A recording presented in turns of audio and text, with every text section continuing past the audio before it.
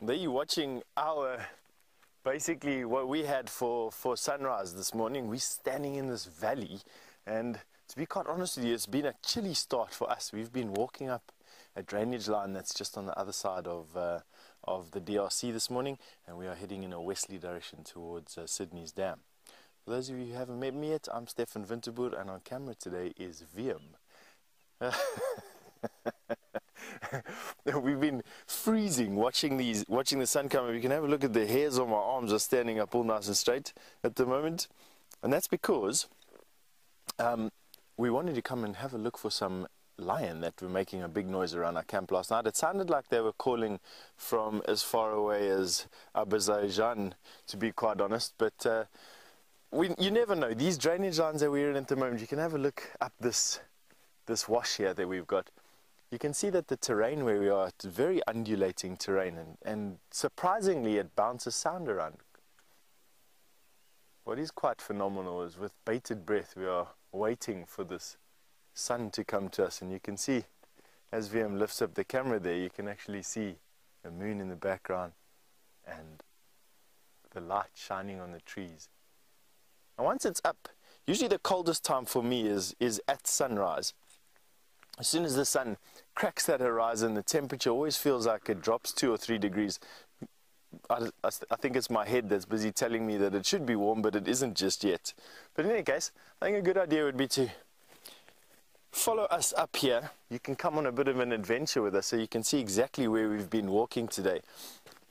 This funny is where elephants and what looks like some rhino and some buffalo have had a health spa. This during the last rains would have filled up, and as you can see from the very dark grey colour of the soil that's inside of it, it's actually been plastered with clay. Now this clay would come into, either it would be present in the soil already, or the clay would be brought in here on the backs of buffalo and actually plaster the sides of these basins, and in effect really just them, which makes them hold water for a lot longer than what they would normally. And obviously as animals come to the water, it would definitely start to create some, basically just some mud pool. Technical issue is because of the drainage. You're going to sink. Well, they sort out the problems with the bushwalk. We're going to move out of this poor vehicle's way. We've been blocking their path for the last few minutes, and I've only just seen them, so I'm starting to feel a bit guilty. Hello. Sorry, everybody in that car. I didn't see you there. Thank you for being very polite. And there's our giraffe. I'm not going to stop because he will get up. I'm going to keep going. The reason I did that, and so poor Gendre had to kind of swing and then swing back again, was because if we focused on them, he would have got up, because we were quite close, so he would have been comfortable with us going past, but if we'd stopped there, he would have got up and moved. Now, Roger, you were wondering, in terms of giraffe, whether or not they are endangered or whether they are classified as not at risk.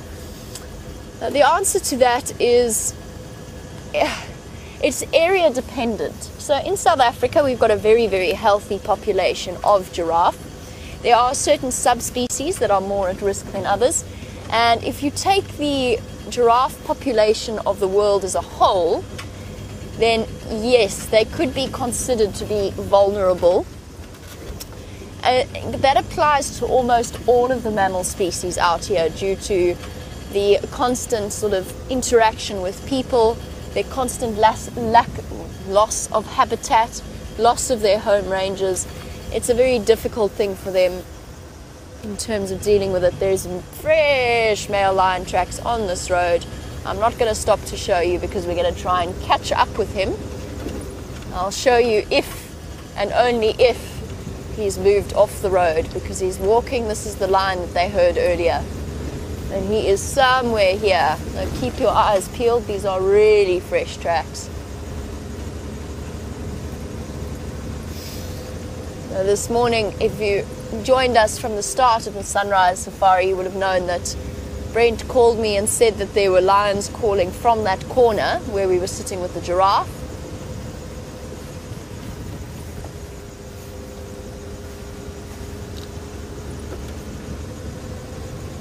He's somewhere here, making his way up towards where Brent was tracking that lion at Buffelshoek Dam.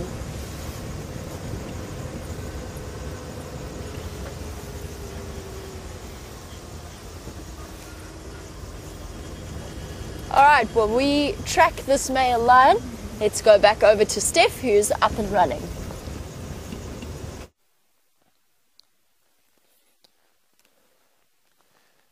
Well, we're back with you again. We've managed to hightail it out of that little drainage line we were in and come back out onto a crest so that we have a little bit of a clearer view for our signal, at least anyway. And what VM was busy showing you over there, which is quite interesting, was the fact that this bush seems to be draped with a multitude of spider webs. The best example is probably up here, VM, right close to the stick, and you'll notice that there's a bunch of anchor lines, and rather than it actually being a spider's web, so to say, what you're having a look at there is where spiders have been hunting during the night and depositing some silk.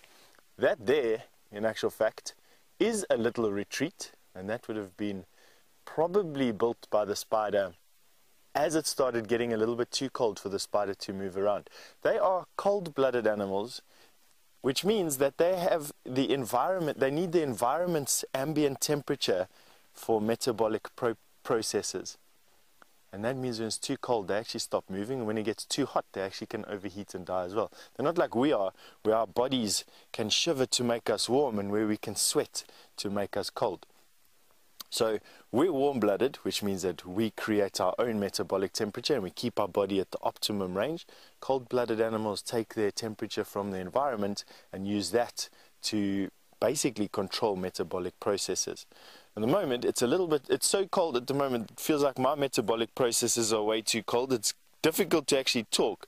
And VM and I were actually discussing why that is. Why do we get so cold when it's actually not that cold? It's probably a good few degrees, probably 10 degrees centigrade, between 10 and 15 degrees Celsius, which is not that cold at all, way above freezing, but definitely has had an effect on us this morning. We've been a bit slow this morning in talking, at least anyway.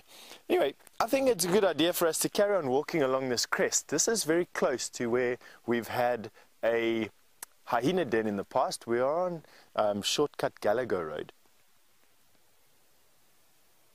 I just needed to listen to that. That was a big noise. It sounded like some lorry of some sort though, but rather than an elephant. But I think, VM, let's carry on going over here. I want to go and have a look at what's happened to this termitarium that these hyena have excavated. Not only do hyena live in termitarium, but you also get aardvark and you get warthog. You get a whole bunch of animals that will use discarded termitarium. And although it was not suitable for hyena for whatever reason, you never quite know what's going to be moving in.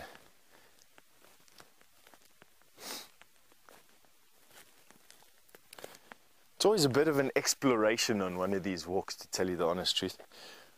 I'm always constantly busy looking into the bushes. You can see that there's quite a thicket off over here onto our left-hand side. We'll go and have a look at it in a second. And you can see that while we're busy walking, I'm looking into this bush to see what's crawled in it. And what's immediately apparent about this, which is quite interesting, is the fact that this elephant, who last fed on this particular buffalo thorn, you can see how they've scraped the bark off. Those marks there are from an elephant's tusk. They almost look like graffiti, but in actual fact, that's an elephant that's used the tip of his tusk to pry off pieces of bark and eat bark. There you can see, it doesn't look very nutritious, and in actual fact, that woody piece on the bottom there isn't very nutritious, but this, the cambium layer, is. So that reddish layer that you're seeing there, that is what elephants are after, and they'll eat all of that just to get at that. And they don't eat this. That obviously hasn't hasn't got any nutritional value or very little nutritional value. That's just to provide support for the plant and to get it higher than its neighbors so that it can get to the sun. So that's what the woody central part of the tree is all about. And this poor buffalo thorn took the brunt of this elephant's wrath. Whenever it was, that's pretty old feeding sign. Fresh feeding sign would have this tree full of green leaves. You can see this is part of the original tree that was debarked with no leaves. And if you go off to the left here a little bit, you can see another buffalo thorn, not the same one, that has got the green leaves on it. An elephant spent hours in buffalo thorn thickets busy eating the leaves. And it's quite amazing actually, because they've got these quite vicious thorns. You can have a look over there at the thorn we'll try and show you now. They've got a hooked thorn and they've got a straight thorn. Now the hooked thorns are almost always there to stop animals from stripping leaves off of the branch. And the straight thorns are there to dissuade animals from pushing their snouts or their muzzles into a bush. So it provides a prick on the tip of the nose, and it provides a little bit of a, how do I say, it's a deterrent for eyes. You don't want these sharp thorns going into your eyes. So as soon as whiskers start to feel these sharp thorns, that's the distance that a muzzle needs to stop. So the next time you're having a look at a kudu or you're having a look at a giraffe, have a look at how long their faces have evolved to get them into thickets like this. And that's exactly what's happening with these particular plants. Is it's a war, sort of an arms race between the animals that need to get deeper into these thickets to get to the leaves, and the plants trying to protect their leaves, trying to protect what they're spending their energy on and hiding it away from plants. So they'll sacrifice, quite often they'll sacrifice the outside plants. And Deanna's asked an interesting question this morning about how elephants get notches on their tusks. And Deanna, absolutely, you've hit the nail right on the head there. This is exactly how elephants get notches on their tusks, and in fact how elephants break their tusks off. They do fight. Bull elephant will quite often break their tusks wrestling with one another, especially if it's a real hardcore fight that they're busy having. But generally speaking, if an elephant has a notched tusk, or it has a tusk that's been broken off, it's because of the feeding sign that you're seeing, like right here. It'll be from breaking off a branch, and you can have a look at how thick this is here. This is exactly where that elephant broke off that branch and then used the tusks there to pry it open. And that would have been broken off literally by placing the tusk onto the tree, placing their tusk there, and then using their massive strength with their trunk to break off that branch. And that quite often can force enough leverage to break off a tusk. Right, so let's go around the corner.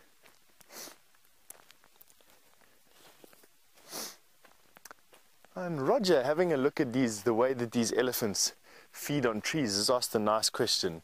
Do the trees get killed by the elephants, or do they sometimes survive? And Roger, it's a good question, that, because it's true in some senses. Some of the trees will survive, some of the trees don't.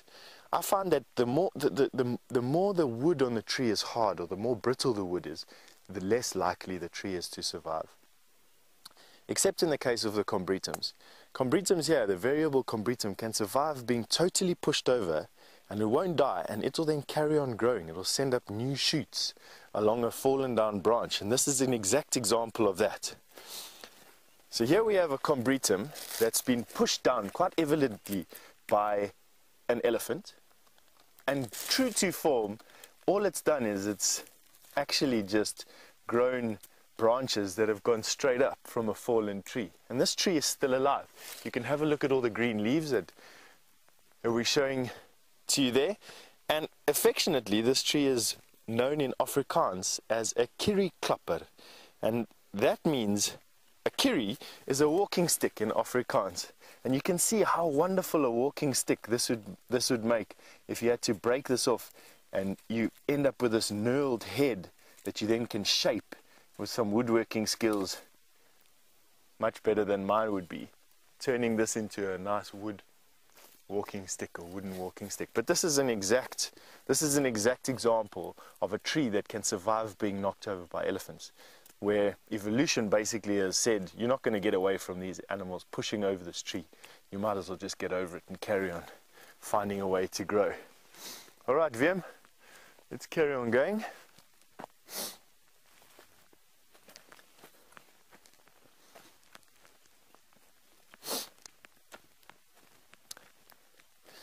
Lindsay, I would say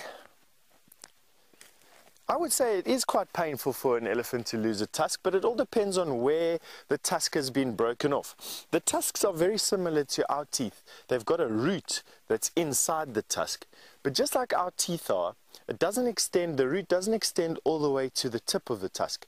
Quite often there's a piece of tusk that is just ivory with no root in it, and if that breaks off, it would be the same as chipping your tooth.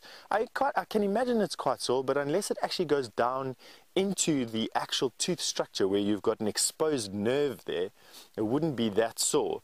And you see it quite often, I must be honest. You see elephants with broken and notched tusks more than what you see elephants with tusks that are entire or that are perfectly formed. And so I hope that answered your question. But on that note, we're going to be sending you through to Jamie, who's got an update for you. There we go.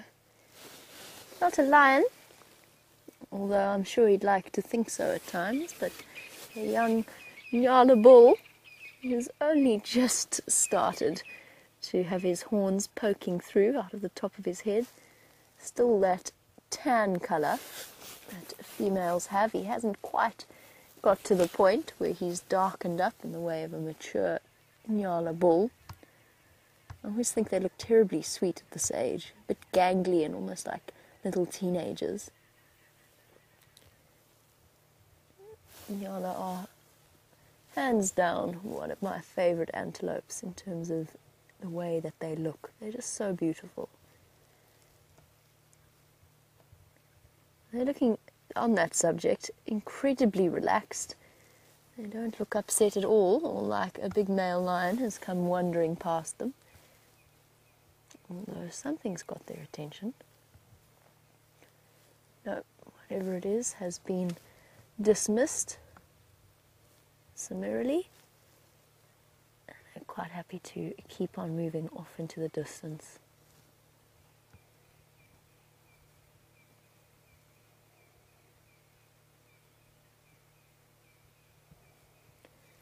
These male lions are around here somewhere.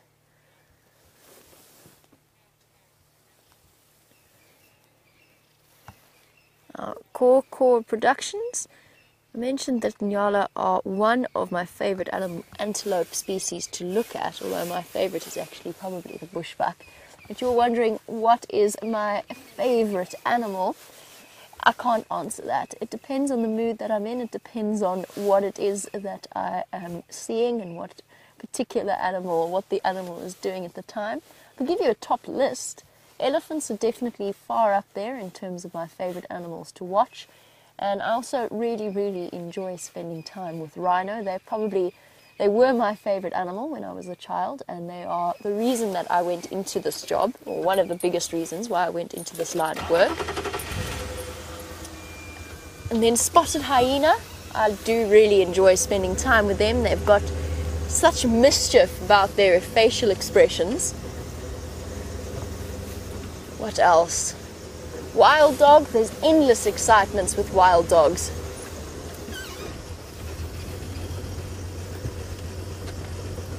Now, Andy, you say that you've been watching Safari Live for a couple of weeks and that your favourite animal is the rhino. And you were wondering if there are any here. It's a tricky question to answer, that one. We do not, as a part of our policy, unfortunately, we do not show rhino. We do not put them on your screens, and we do that for a couple of reasons. It's a WildEarth policy, in the same way that we do not call them in on the Game Drive channel. Because of the current poaching crisis within South Africa to do with rhino and throughout Africa, and throughout the world, we are very careful and cautious of the fact that given the amount of money that is involved in the poaching industry, and it's one of the, animals product smuggling is one of the largest black market industries in the world, we do not want to run the risk of making it any easier for poachers to find the animals, nor do we want to draw attention to them, but it's also a statement out against rhino poaching. So that is why we do not show rhino.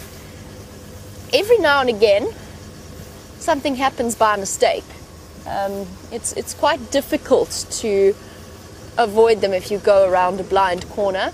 Now, if we do accidentally put them on screen, that doesn't automatically mean that that animal is in terrible danger, because most of the poaching that occurs out here comes from internal information anyway. So from desperate people selling information, desperately poor people selling information to give away a rhino's position.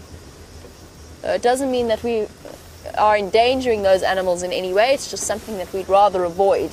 We don't want to add to the problem at all. I was sort of hoping he was going to pop out here, to be honest. There's crested Franklin calling off in the distance. I'm talking about the lion, that is, at this point. He's here somewhere. I'm just hoping that they haven't decided to cross into Torchwood.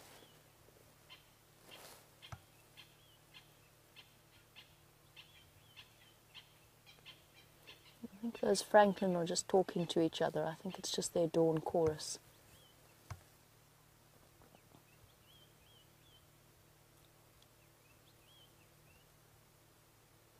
Nope, no alarm calls and all is quiet here.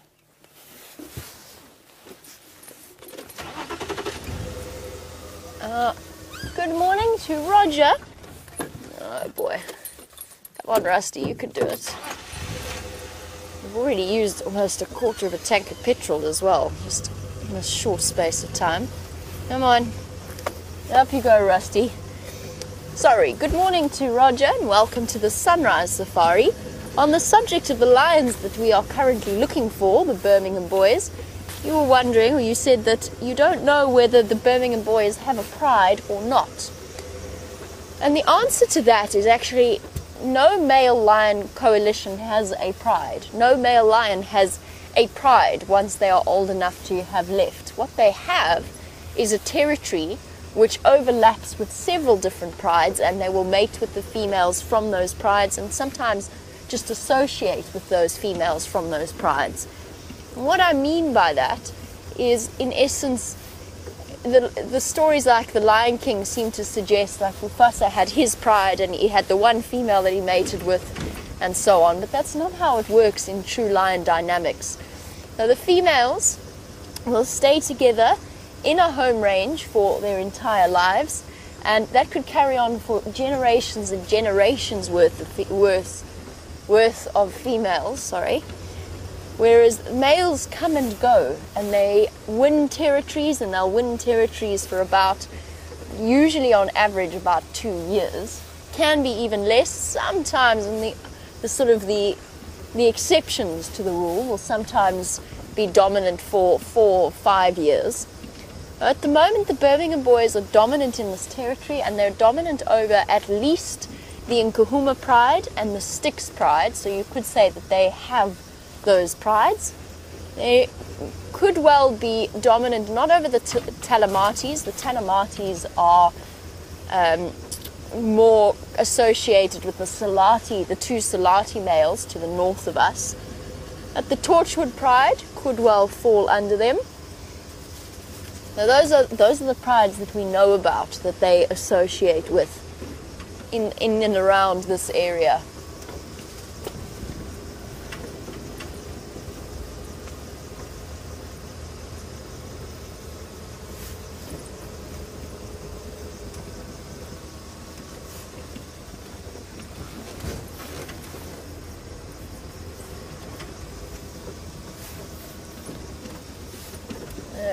Brent had the tracks for that lion heading across in this direction towards Buffelshoek Dam. Now, I haven't really had the opportunity to check properly for where they've gone, just since there's only 2 of us out and about. And speaking of the 2 of us, Stef is around and he's found an interesting tree for you.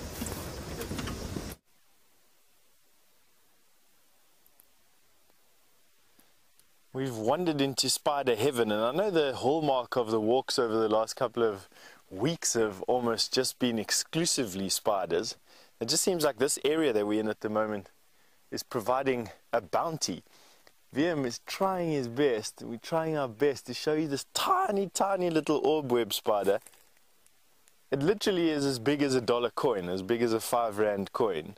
The entire web, the spider itself, is a few microns. There you go. Well done, VM.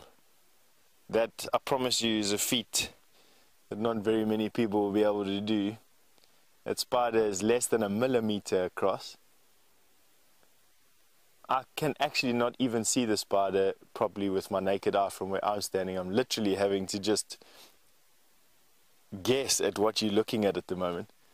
Definitely is an orb web spider. One of the orb web spiders, a tiny, tiny little one. Move a little bit too close. And that's probably about the limit of this camera. We've reached the limit. So things that are less than 0.5 millimeter across and no bigger than a dollar coin, which is actually quite phenomenal if you think about it. And that little spider, you can see, just busy running repairs on her web at the moment, sitting in the middle. She'd be able to feel through vibrations anything that hits the web, and then as tiny as what she is, she'd be able to move off of that web, probably catching small little gnats, small little flying insects, small tiny little flies. And that's about that for that little spider. But I've just spied with my eyes something that's now on the other scale in terms of spiders, something that's quite big. And this is now also an orb web spider, but much bigger. This is now the garden orb web spider. And you can see, I'm going to put my hand behind her.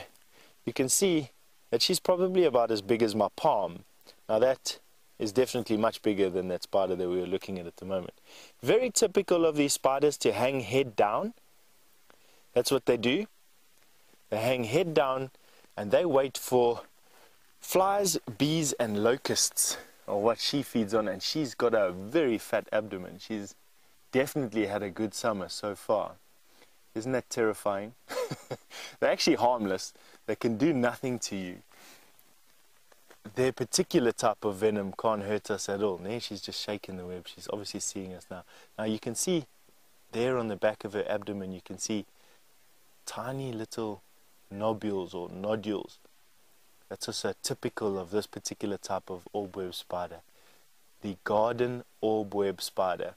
Called the garden orb web spider because a few years ago, when these spiders, well, a few years ago, probably close to 100 years ago now, these spiders were incredibly common in gardens all over the country. Not so much today. Today, insecticides, unfortunately, in urban areas have killed off most of these spiders. Isn't she beautiful? Now, VM, if you want to come and stand here, I've got a task for us to do. It'll probably be relatively easy considering what you've just filmed right here. But on that strand of silk is her glue. And I can, with my naked eye, I can actually see the blobs of glue that she uses on a piece of silk. And they should look like pearls on a string to you. There you go. Now that's a piece of food that she's wrapped up over there. But you can definitely see how those little blobs of glue are stuck at regular intervals along that silken strand. And that glue is what snares the prey. Isn't that phenomenal? Now, not all the silken strands that she produces will have that glue on. Literally just the silken strands that she wants to ensnare her prey with will have that glue on. The rest are used for a variety of different reasons.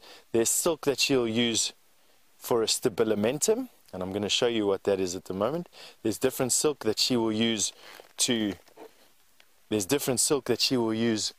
anchor her web to the leaves. There's silk that she'll use to wrap prey up. There's even silk that she will use to hold her egg case in. All be different mixes of silk. I'm just busy having a look here. Here's her stabilimentum. It's another one of these garden orb web tricks, this zigzag piece of silk that she's got right here.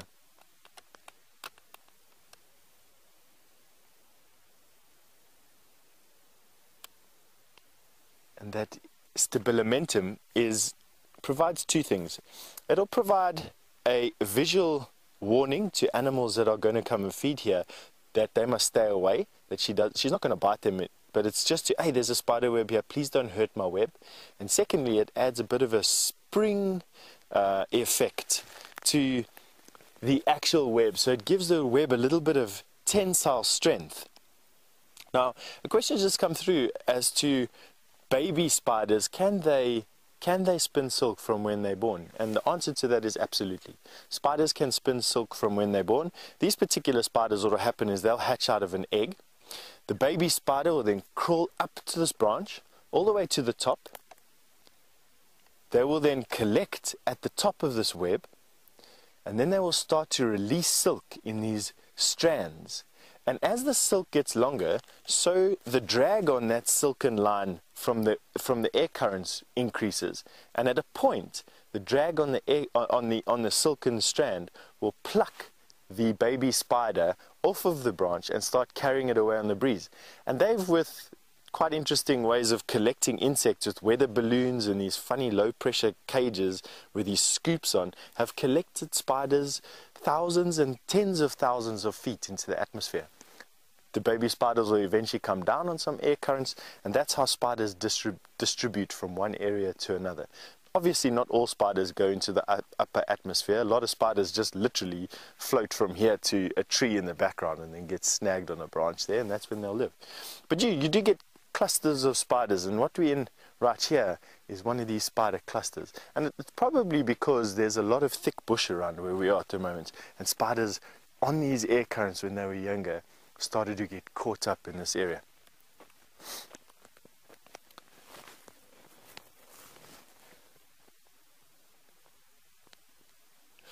So Carol has just asked me, while I found another type of spider even, Carol has just asked me a nice question, will these spiders occur much longer into winter? Carol, it all depends on how cold a winter we have this year. If we have a few very bad cold fronts come in one after another, then the spiders won't last much more into May. It'll probably just end up in the beginning of June. But last year we had a very warm winter where we didn't have cold weather until deep into June. And we saw spiders deep into June before they disappeared. Now, this is a ground-living spider. This is our tarantula. You can see there's a hole there. That is where our version of it, I'm not going to stick my finger in there, they can sometimes be triggered to come out and bite whatever's there. But that there, you can see, is basically as big as a dollar coin. Inside there will be a spider that's bigger than my hand. I'm going to put my hand here. You can see that's how big the spider is that lives inside that hole. With fangs, probably about a ½ an inch long. 2 of them. That is the home of the golden brown baboon spider. And do yourself a favor, if you're anywhere close to a computer at the moment, is just go and Google a picture of the golden brown baboon spider, and you'll see the most beautiful baboon spiders, we call them in this country, but as they are affectionately known across the world as tarantulas. This is it is South Africa's largest spider, and we find the golden brown baboon spider.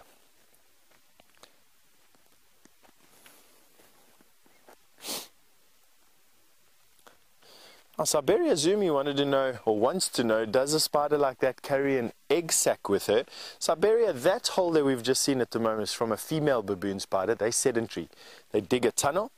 They live in that tunnel. They lose the ability to dig a new tunnel when they become an adult. So she will live in this tunnel up to 30, 35 years, depending on the book that you read.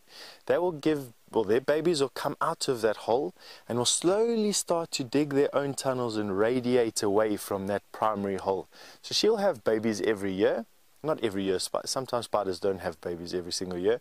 But on the years that she does have babies, the babies will then radiate away from the hole. Males are nomadic. They will live under leaf litter and under branches and in bushes. Females will then find their own little patch, hopefully close to where lots of insects congregate, and will then dig their own holes, and that's how the cycle goes on. So that particular spider looks after her egg cases in the hole.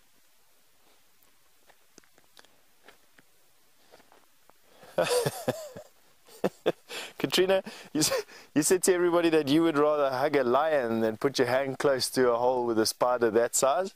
I suppose each to his own. Anyway, on that note, we're going to send you back through to Jamie.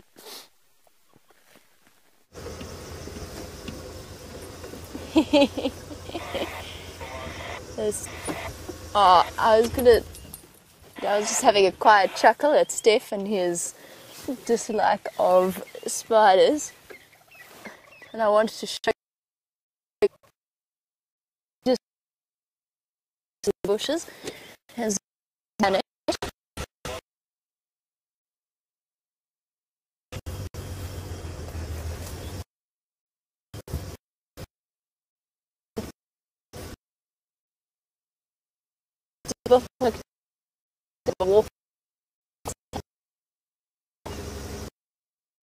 Once again, these lions giving us a bit of a runaround in terms of crossing in and out of our boundaries, and around and about.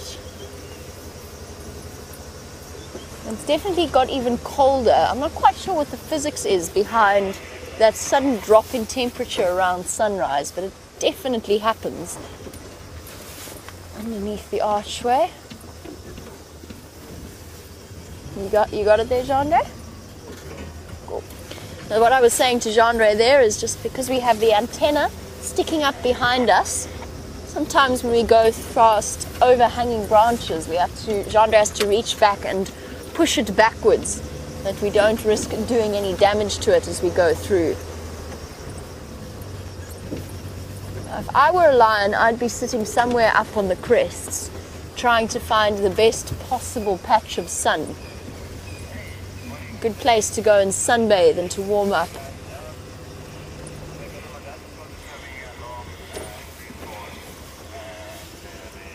Brent said or suggested that this lion might be around the fire break somewhere. The fire break is this open patch. It's kind of like a road, but not quite. You could drive along it. It's not the most comfortable route to take, but you can drive along it. And why it's there is it's basically a section that is completely cleared of trees and branches, and it allows for a spot that is maintained in case a fire does break out and starts traveling through an area, and it just helps as a way to keep it under control. And by limiting the amount of vegetation that there is to burn, helps to keep a runaway fire under control. And fires, we're unlikely to have a bad fire season this year, because although it's going to be incredibly dry, there's actually not that much for fires to burn. There's not that much grass about, not too much grass cover. In a bad year, around October, it does become very scary in terms of dry lightning storms. So the thunderstorms start, but there's not been much in the way of rain. And there's lightning very often strikes the dead tall trees and sets off a fire. I've been involved in fighting them before. These tracks are coming this way.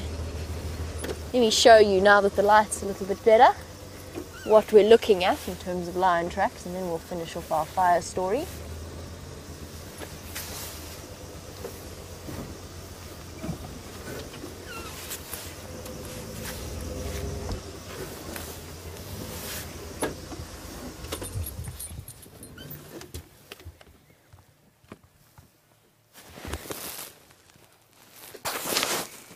For some reason, my earpiece has completely stopped working. I've checked where it's plugged in. Just to let you know, if I'm not hearing your questions, that is why. But there you go, the big pug marks, unmistakable tracks of a lion. Let me hop out for the moment and just show you exactly what it is that you are looking for. Clutching my hot water bottle to my stomach. I can probably probably do without it for now. Just pop it in the car. It is really nice and warm. It's very comforting, especially with a cold. Alright, what's the best track there, Genre? This one maybe? That one good? What we're looking at here, while I try and move my shadow out of the way, is you've got a really, really nice clear view of the toes, 1, 2, 3, and 4. And if you look carefully at the back, this is not the best drawing stick in the world, but then I'm not the best artist in the world either. You've actually got 3 lobes at the back. And just look at the size of this animal's foot. It's the size of my hand, easily. Going straight in that direction. The biggest toe, or the longest toe, is this toe, which means that this is the right foot. And it's actually the back foot of the lion. There's an even bigger foot here at the back, but it's not very clear. And he is striding along the road and heading back towards where we've just come from. So he's here somewhere. It's just a matter of finding him. Let us go and search and figure out where he's gone. Hopefully he's not racing east. Or sorry, not east, he's definitely not going east. Hopefully he's not racing west to cross Buffalo's cut line somewhere further down that way. And I suspect this is the same line that we were tracking earlier on Cheetah Cut Line. I think he's just popped out here. Hold on. Get my hot water bottle in place. There we go. It's no fun having the wind chill factor. Right, I just need to check something very quickly. I need to check that my earpiece is working, which it isn't. Which means that I cannot hear any of your questions coming through, so bear with me 1 second. We're going to drive along back in the direction that the tracks came from, and I'm going to see if I can fix it. And while I do that, I'm going to send you back over to Stef.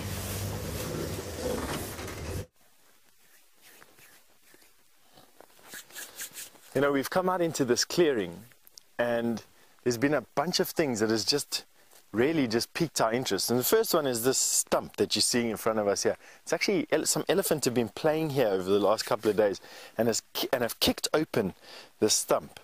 Now, to tie in with a little bit earlier, to tie in with what happens to trees as soon as they basically get knocked over by elephant, is not only do they become homes for so many different animals, but they decompose quite quickly. I mean, this is a pretty hard tree, but you can see it's quite soft already, and it's soft because fungus, have a look at this, fungus is growing all over this tree and basically busy decomposing it and putting it back into the system again. And you can see how ultra soft, those are termites eating all the middle, and it's just become like super spongy.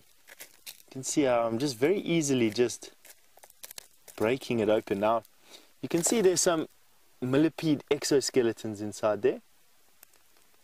All that is from a millipede. That shows me that a scorpion has been living inside here. What I want to do is just move down the length of this particular stump and see what else we can find. Over here, this is incredible. Come over here on this side and have a look if you can see on this piece. I'm going to use some grass. Have a look and see if you can see that. That is a locust that looks exactly like this piece of stump. And she's attached to what looks like a male. He's holding on for dear life onto a piece of stump just behind. That's a male. He's the smaller of the two. This is one of the crested locusts. Have a look at how camouflaged that is. Obviously, a camera can't even see it. That's his head. Can you believe it? That's the male. There he's attached to the female. And there she is, in all her glory. She has not got any wings. These crested locusts, the females don't have wings. The males have wings to get around to the females. He would have arrived, she would have been singing, and he would have arrived probably sometime yesterday for them to have mated like us. But have a look at that camouflage. She looks exactly the same as the stump that she's busy sitting on. Now they get their name from this crest that runs along the top of her thorax there. That's where she gets her name, one of the crested locusts. I just find the camouflage on these things absolutely amazing. She's obviously not running away, and the reason why she's not running away is because she's relying on her camouflage to keep her hidden. I've noticed something else here. This is when the elephant actually bumped over the stump, but what it's done is it's also uncovered some eggs. This is the remnants of a reptile's egg. Now, it's more than likely the remnants of a monitor lizard, but it could, because of the size, that's probably about an inch or two across. Snake eggs are slightly smaller. I mean, I have seen big snake eggs from pythons. It could very easily come from a python, but it's probably from a monitor lizard. They're a little bit more common in this particular area. And what would have happened was they would have dug down into the soft sand next to termite mounds, a very common place for monitor lizards to bury their eggs. Next to the termite mound, the areas near termite mounds are quite warm, substantially warmer than the areas that are adjacent to termite mounds, and that would have helped incubate the eggs. Now, let's see what else we've got here. Got some spiders.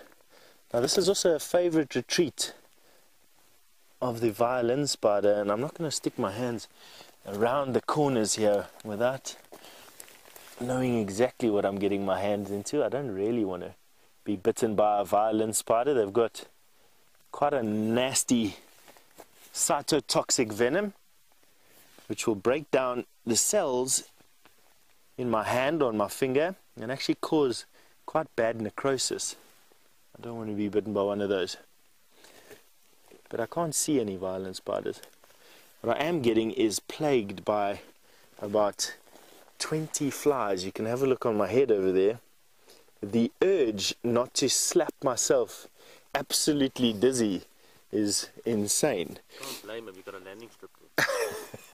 Yep, says it's because I got a landing strip on my head that they're coming in for landing, but oh, it's terrible. Another thing that's caught my eye while we're here, just before, is this crime scene from this buffalo.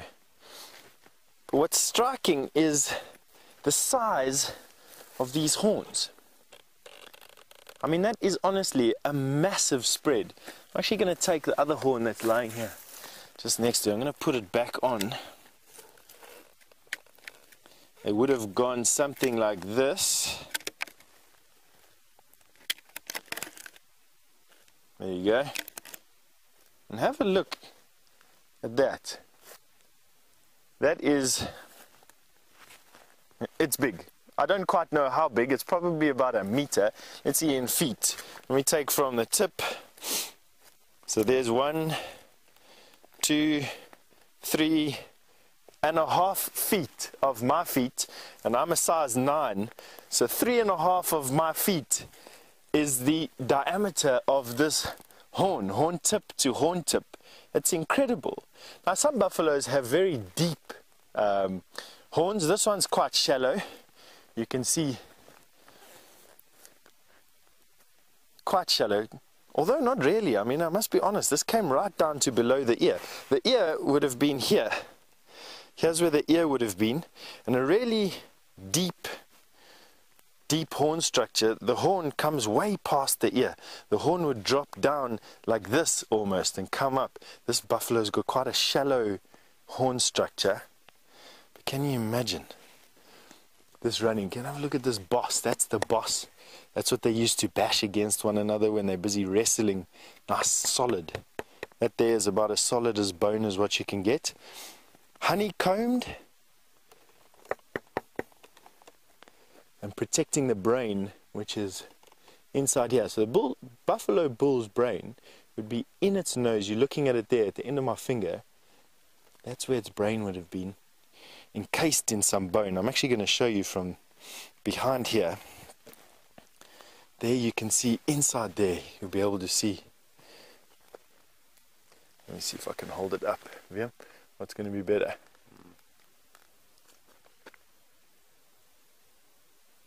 You get inside there. A bit dark.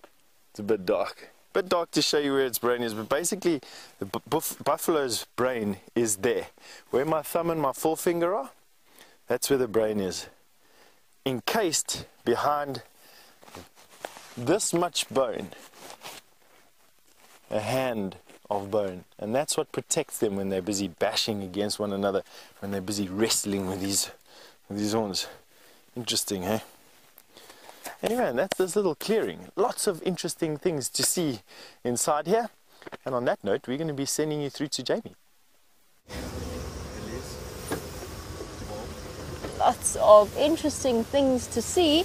And I think we've actually got a herd of elephants just ahead of us. Let us go and have a look at them.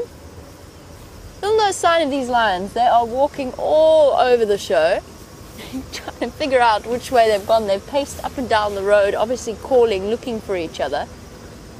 And I have a sneaking suspicion that they have vanished towards Torchwood. I'm going to keep my fingers crossed that that is not the case. We're just going to keep checking really, really carefully around Buffelshoek Dam in this area. They might even be on their way to where that lioness has been keeping her cubs and denning them. Andre, where did you see these ellies? Further ahead. Awesome. The good news is, however, that my earpiece seems to be working for now, so I am getting your questions.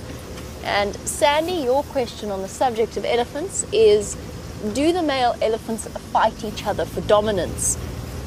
And the answer is yes, only really when there is a female that is in estrus, a female that is ready to mate and to breed. And at that point, if there is competition between the males, then that's when they will actually have a serious fight or a serious conflict with each other. Otherwise, male elephants often play with each other, often play fight and spar. Sometimes it can look incredibly rough to our eyes, but it isn't actually. It's relatively well controlled and not too dangerous for any party concerned. An elephant in must, an elephant bull in must, might be slightly more likely to pick a fight with another elephant and just spar with it. Where are these elephants gone? You can see their tracks all over the show.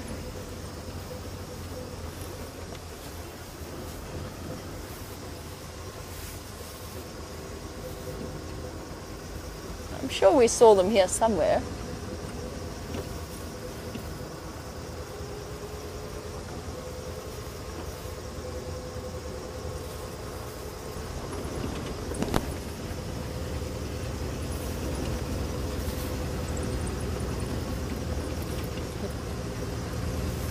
And good morning to you, Roger. You were wondering how we learned to read tracks so carefully. Did we take classes? Is there a way that you can train, or is it talent? It's definitely not talent, it's practice, I think, is mainly what we would say that it is. A combination of practice and a great deal of time spent looking at the different footprints. But yes, I did do a training course with tracking at some point, and it was probably the week in which I learned the most in the entire time during which I was training to be a guide. The wonderful thing about learning to track is that you actually at the same time learn a great deal about elephant behavior. Oh, not elephant behavior, all animal behaviors. I've got elephants on the brain because there's some somewhere here.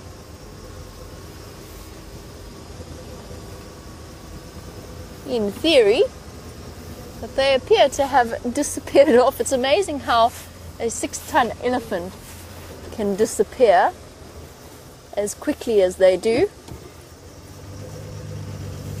And unfortunately, most of them are on the northern side of our boundary.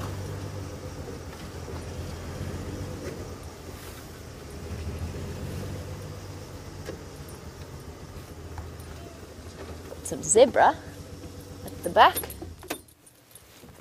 really making their way quite possibly towards Buffelshoek Dam to come and have a drink.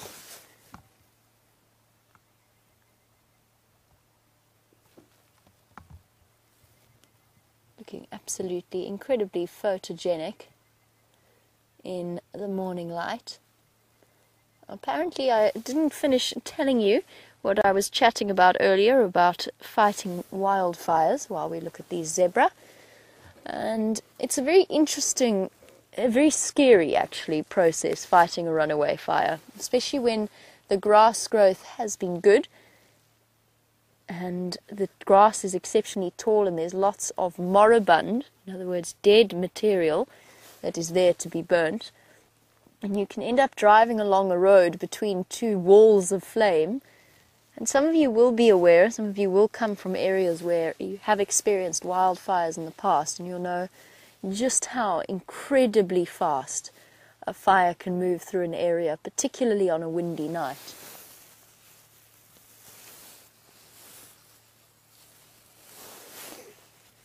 There's zebbies.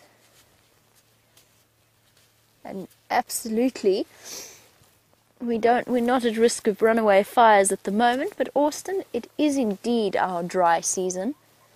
We do consider our winter period to be our dry season. Oh, somebody's got an itchy cheek. I know it's just behind the tree, but let me roll forward just a fraction. There you go. Zebra's using that as a really comfortable scratching post.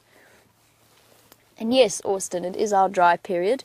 And during our winter season, around these months, we probably get in the region of maybe 5 to 10 mils of rain over the next few months, if we're lucky. And we're very unfortunate is that we've actually been in an incredible drought over the last few months. So even though we've just come out of our rainy season, we didn't actually get the rain that we need. We probably had about a fifth of the average annual rainfall, and the year before that was also relatively bad for rainfall levels. And it means more than anything, it's not necessarily just about the water. There's sufficient water for the animals out here, but it's actually more to do with the amount of food, particularly for the grazers such as those zebra that we were looking at earlier. And I haven't given up on these lions, so we're going back.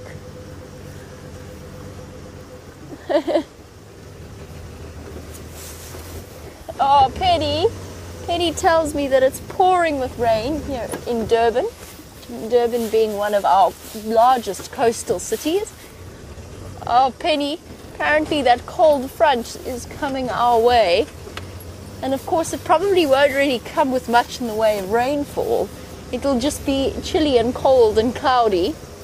And we'll be desperately looking for somewhere warm to go, especially in the morning. And Penny, I went to Natal. When did I go to Natal? It was a couple of months ago, but I'd never seen it looking as dry as it was, and I'm hoping that that rain might help a little bit. It's been a while since I've been down south in that direction. I think it was August last year. I can only imagine that it's going to look even more so at the end of this winter period. It's a nice opportunity to watch our zebra slowly wandering off.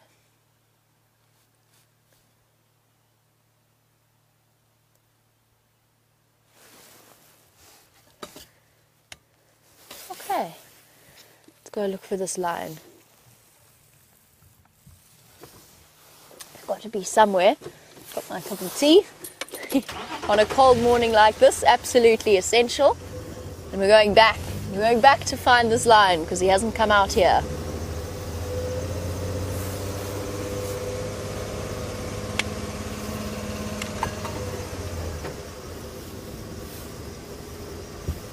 wonder where they've disappeared off to. Now, there's been an interesting split in terms of the Birmingham boys and the way in which they've spread themselves out in their territory. From what I've been reading about lion coalitions, a number of 4 to 5 individuals up to 6 can be very successful, but any larger than that, and actually even at around 6 or so members of a male coalition, it becomes very tricky. Because what happens is they establish themselves an enormous territory, as with what happened with the Mapogos many years ago, the famous coalition of 6 males. But in order to maintain and defend that, means that they actually have to split off into smaller groups. And that is where they become the most at risk from other male lions. Now, the Birmingham boys are now down to 4 lions trying to maintain a territory that I would guess at least 8,000 hectares, if not more. That's a guess. I don't have exact numbers for the size of the Birmingham boys' territory. They've lost 1 member, and their attention is somewhat divided, and I think that's why the Matimba males, we've hardly heard the Birmingham boys calling around Simbambili Arathusa at all, and I think that's why the Matimba males decided to come back up north and investigate, and I've done that twice now before moving back south again to Londolozi. And the Matimba males were the original coalition of this area. They were the male lions that were here when I first started working here a year ago. They were pushed out by the Birmingham boys and they fled south. They seem to every now and again decide to come back and pay a visit. And hopefully at some point we will get to see them once again. And in terms of size, if the Birmingham boys remain as split up as they are,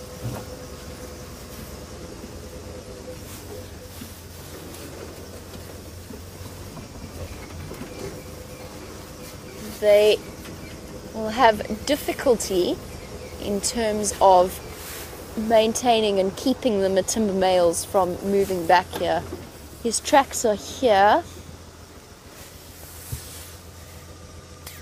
Sorry, I'm just trying to do some thinking. His tracks are here going this way now.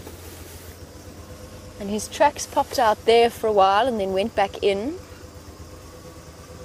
Basically, this track's doing this all over the show.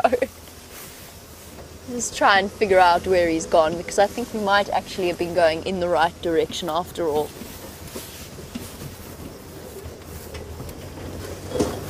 Oh, very rusty.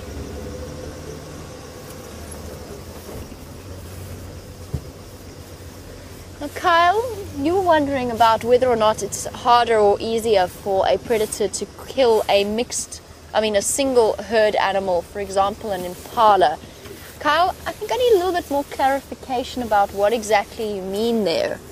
Are you talking about a solitary animal versus a herd animal? Or are you talking about an animal that is associated in one big group? I'm going to take it as you're asking about hunting a solitary versus a herd animal, and it depends very much on the predator that you're talking about. I'm not 100% sure that there's all that great of a difference. Or certainly with a herd of animals, you've got a greater level of alertness. So you've got those animals constantly keeping an eye on what's going on around them, and you've got more than one set of eyes, which means that a solitary animal might be slightly easier to sneak up upon than a herd animal. But it depends on the predator's technique. Because, for example, something like a wild dog, it doesn't really care if it's seen. It's not about being sneaky, it's about sheer speed and overwhelming the animal. And in that case, it might even be easier for them to catch a herd creature, just because they can dash off, they can spread out, they can fan apart, and to pick on whichever particular animal looks to be the slowest or happens to be the closest to them as the herd scatters away. And the same goes for the hunting style of a spotted hyena. For leopards and lions, it's a little bit different. The difference with lions, of course, is that the solitary animals tend to be, the solitary prey species tend to be the smaller antelope, and a lion is absolutely, chances are, not going to bother with the energy required to tackle and to hunt something like a steenbok or a duiker, considering that they're going to get hardly any yield out of that particular meal. So they're going to expend a lot of energy, and it's basically like a bite-sized snack for them. Let's just try going down this road. Maybe he'll pop out here somewhere.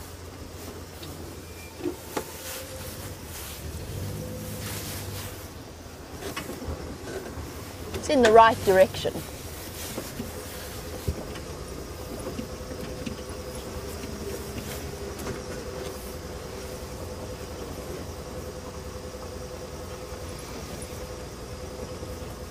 Christopher in Arizona, you've asked a question that I don't know the answer to.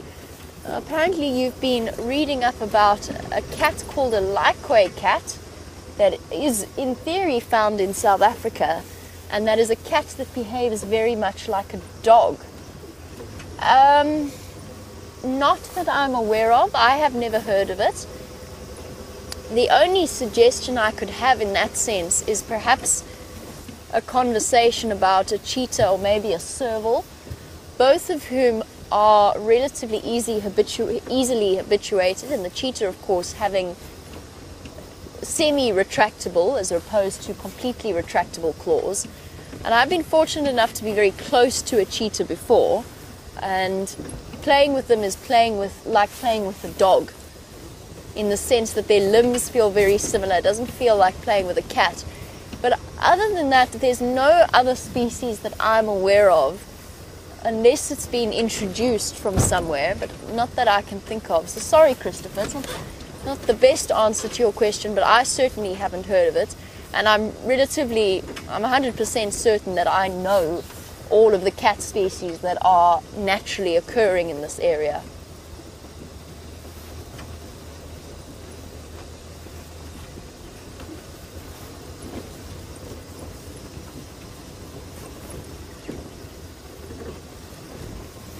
I'm going to try to concentrate as much as possible on finding where this lion's gone from here.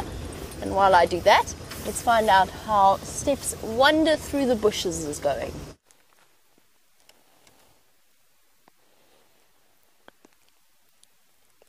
Have a look at these ants that we found here. They are quite obviously grainivorous ants. In other words, they have been harvesting grain. And what you're busy having a look at over here is the husks of all the grass seeds that they've been collecting over the last couple of weeks and months. Not only husks, but you'll also find that they'll use this as a bit of a dump site, and any ants that have died, they will actually be dumping their bodies here as well. But you can have a look at all of these seeds. They've just been collected by the ants, and it's actually quite far away from their nest hole. Here you can have a look. This is the ant's nest hole. I don't know what type of ants these are, but yet they've managed to clear an entrance here, and you can see all of their activities have actually excavated quite a deep hole. And there's one with some seeds going into the nest. And if we come a bit wider and I have a look at all the grass heads, they've all been de-seeded. This is the inflorescence, or where the grass would have had its flower and would also have its seed. And it's actually got nothing left on it. As have almost all of these grasses, that's all just dehusked. Let me see if I can find one that's got a little bit of seed on. This is what it's supposed to look like when it's got a little bit of seed. This is what it looks like after the ants have been there, and after the ants have really been there. This is what it looks like. Bit of a story all three ways around. And they would have then cleared an area. Probably, it'll be interesting actually to see where the de-seeding stops.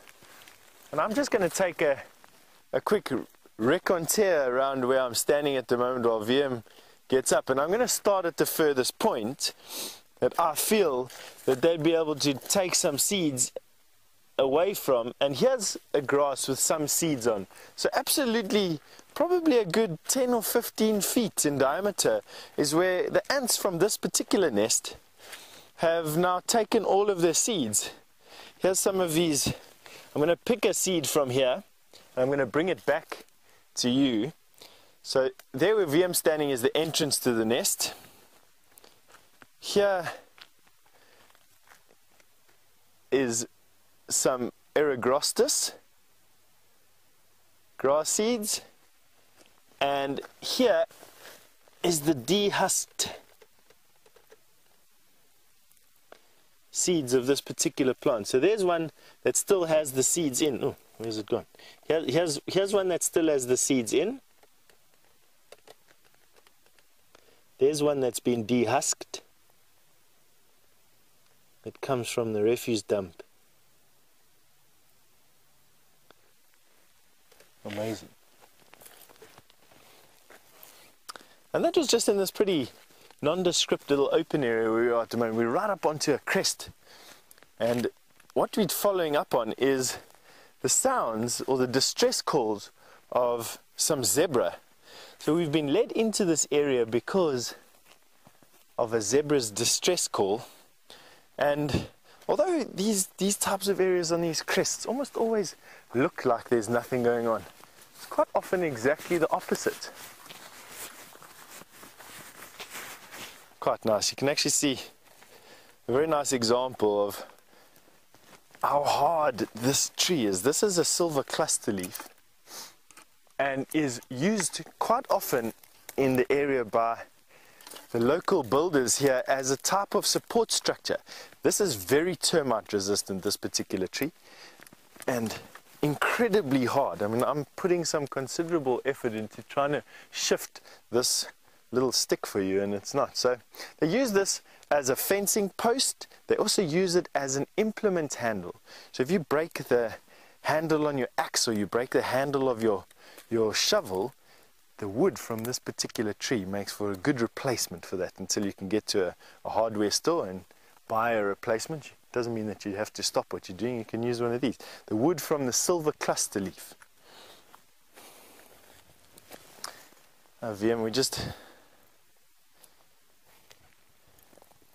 Ooh. Judy H has just asked me a question now that's just caught me out. She just asked me, what is the botanical name for the purple panweed that I was showing you the other day? Wow, I don't actually remember that, to be quite honest, right now. I'll have to get back to you on that one. It's probably something along the words of verbena, perhaps, but I'm going to have to get back to you that one, Judy. All right, now I want to show you.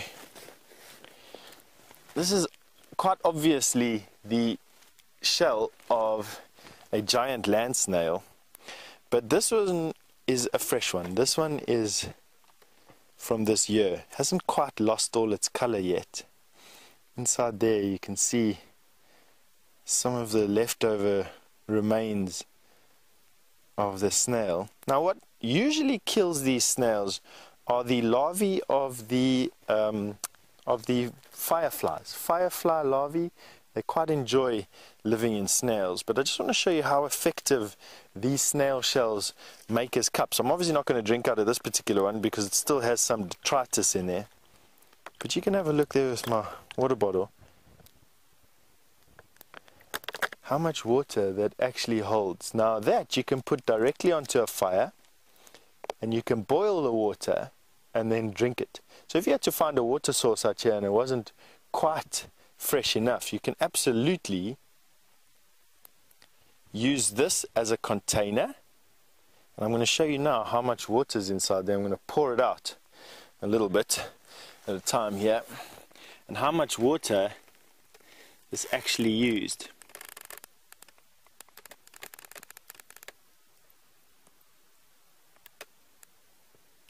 You can absolutely see that in a very short space of time you can get yourself a lot of water in a little cup like this, and that you'd then take with you, and I would definitely take this with me so that we can use it as a cup if you needed to in a survival situation. Now while I've got my bag off of my back, just want to actually shake this out. I actually want to take it. I want to show you, I carry around, this backpack I carry around with me almost all the time, and I never ever take it off to show you anything. But one thing I do want to show you is how you can transport fire. So not only did I show you,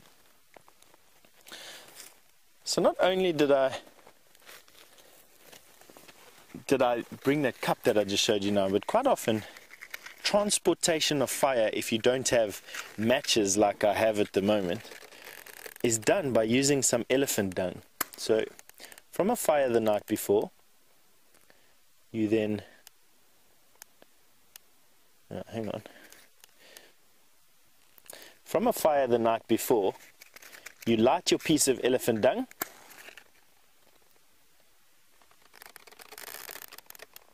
Obviously I'm cheating now by using some matches. And you'll see that the wood inside the elephant dung starts to smolder. Now, we'll pick up these matches, don't worry, we're going to give it a little bit of oxygen there. And you can see that it's smoldering. Now, not only is that a fantastic cure for headaches, it's also a very, very good way to get rid of pests. Mosquitoes and flies don't enjoy the smell of burning elephant dung, but you can see that it's smoldering. Now, when I get to a place where I want to build my fire, all I do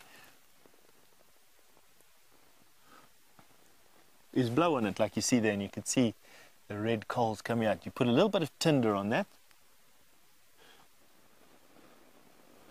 and you have yourself a fire. Look at how much smoke is coming off of there.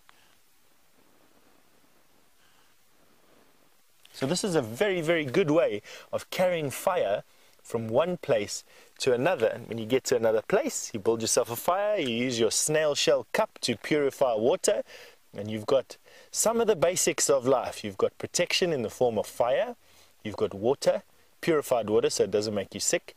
The only thing you need else is shelter, an effective shelter.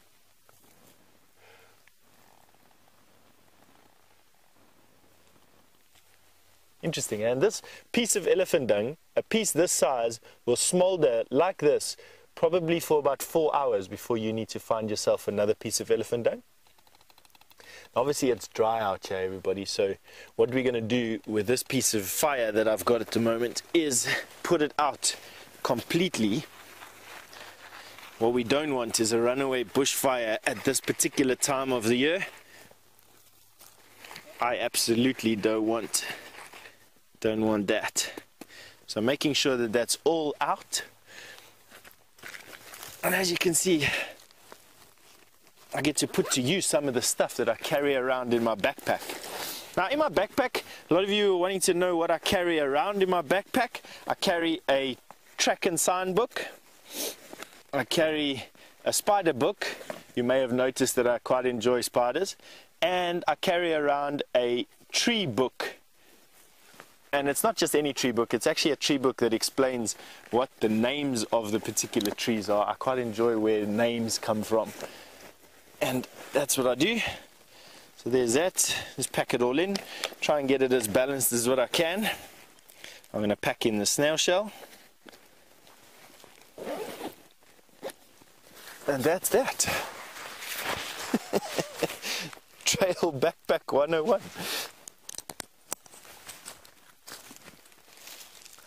Alright, let's carry on and see what we can see. We actually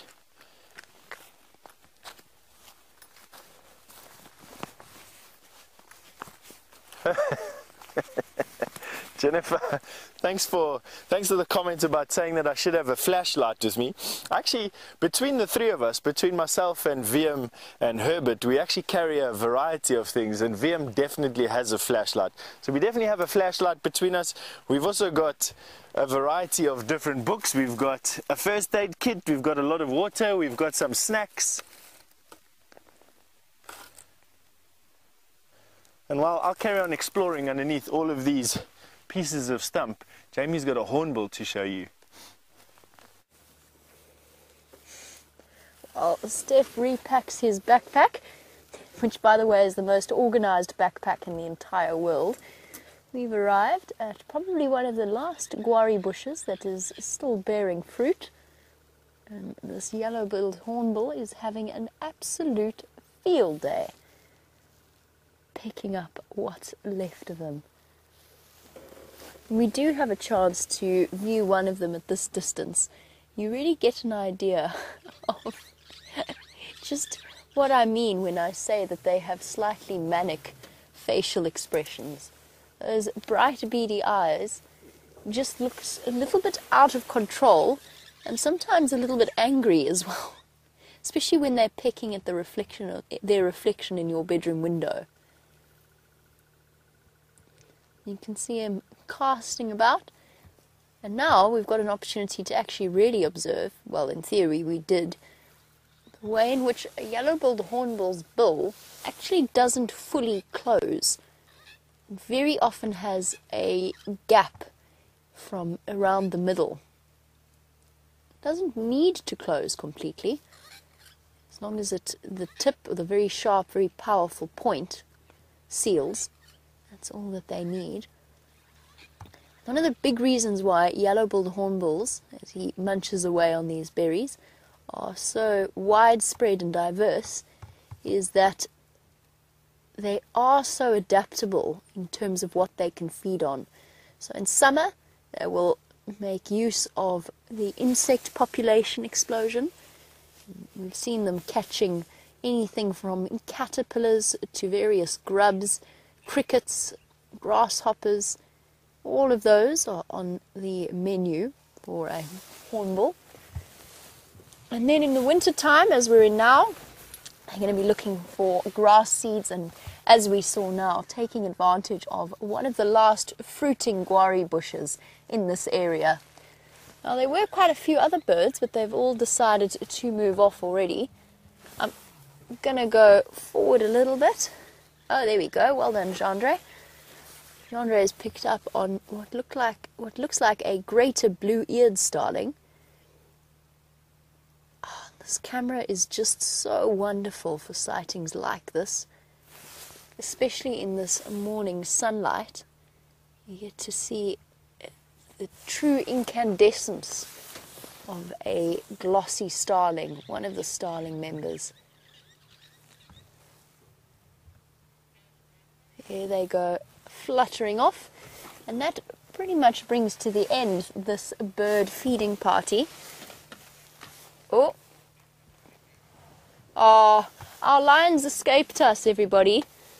Ephraim's been tracking him, and he's done exactly what he did to Brent yesterday and crossed into Simbambili.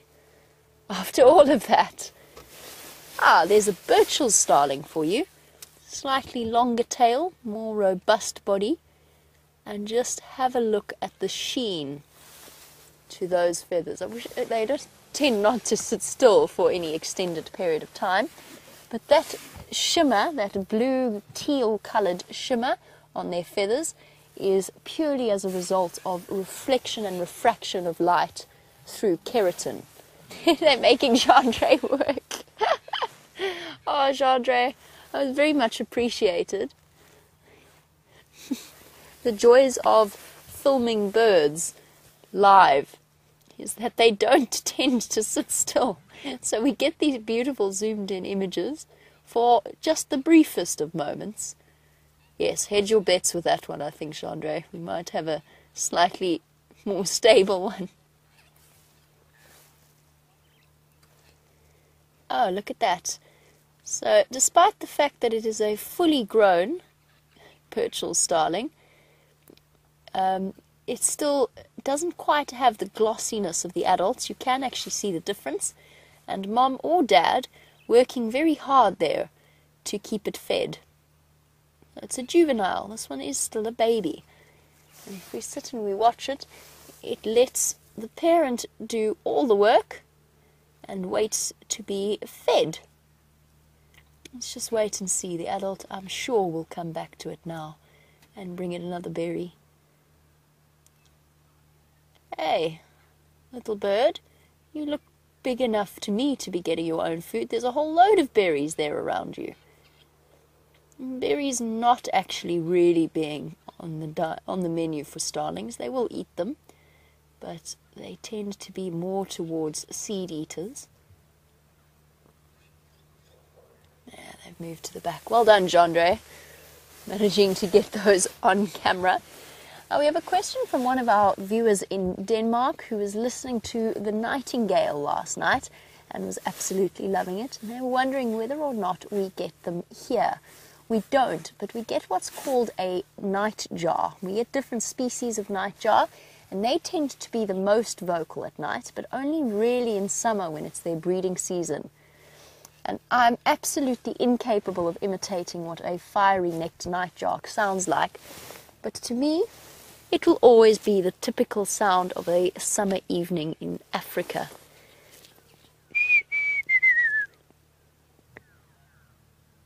I'm not quite sure who sent that through. My apologies. I think it might have been Kathy. I didn't quite hear which name.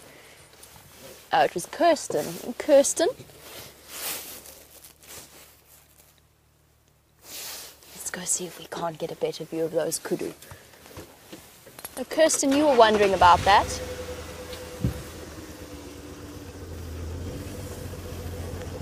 And Kirsty, my other favourite bird sound at night is the different owl species that we get, and in particular the call of the pearl-spotted owl and the Scops owl. Oh, there's a beautiful male kudu, but he's dashed across the road in front of us. I think he's going to remain quite hidden. There we go. Oh, there we go. That's not a bad view, considering. Oh, gorgeous. He's got quite tightly spiraled horns.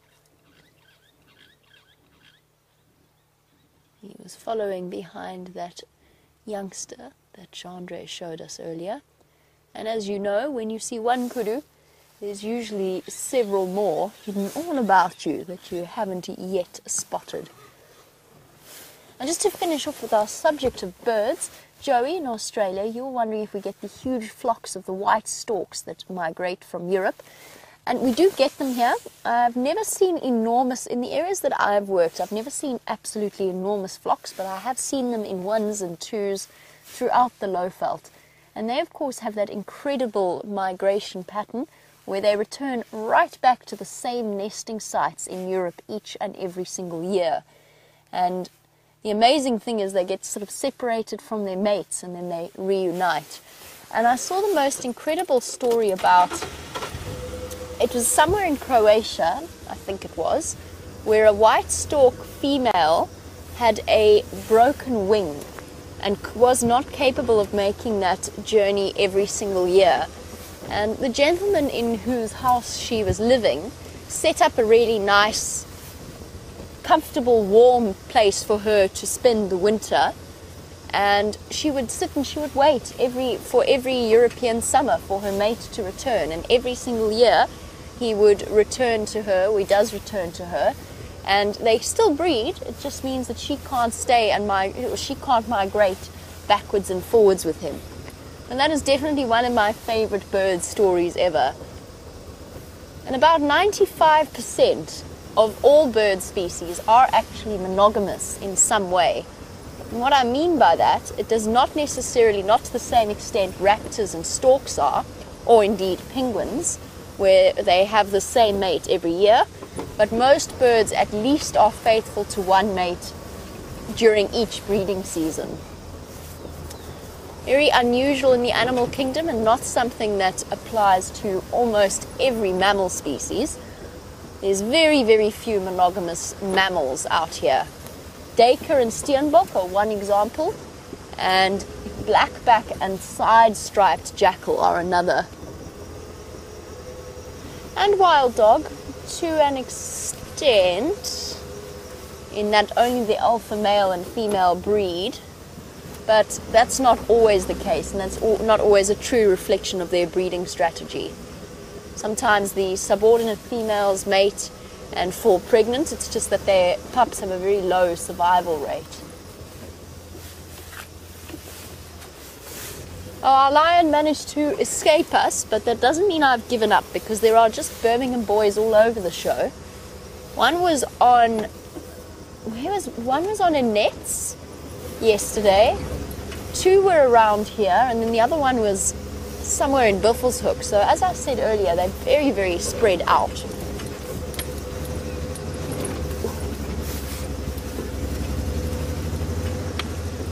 Oh, Rusty's starting to sound a little bit like a Harley Davidson when we go up the hills.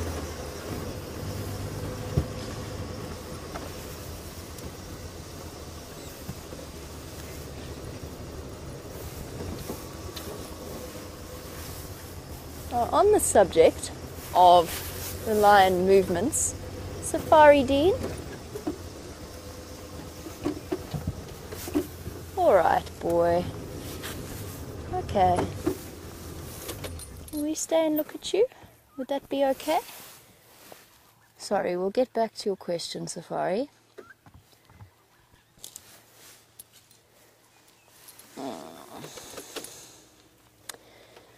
Unhappy Ellie Ball. He's going to come either move off into the bushes, or he's going to come and try and come up behind us to act intimidating. And before we enter into a battle of wills, we're just going to leave him. So we're not running away at this point, because he hasn't quite... If he did come and threaten us, it would be a different story. What we're doing is we're just giving him a little bit of extra room. I'm acknowledging to him that I recognize he's bigger and scarier than I am, and he definitely is bigger and scarier than I am. Sorry, John, I know that's an awkward angle. Hey, boy. All right. Okay. There's a good boy. Which way are we going to go? We're just going to keep moving away.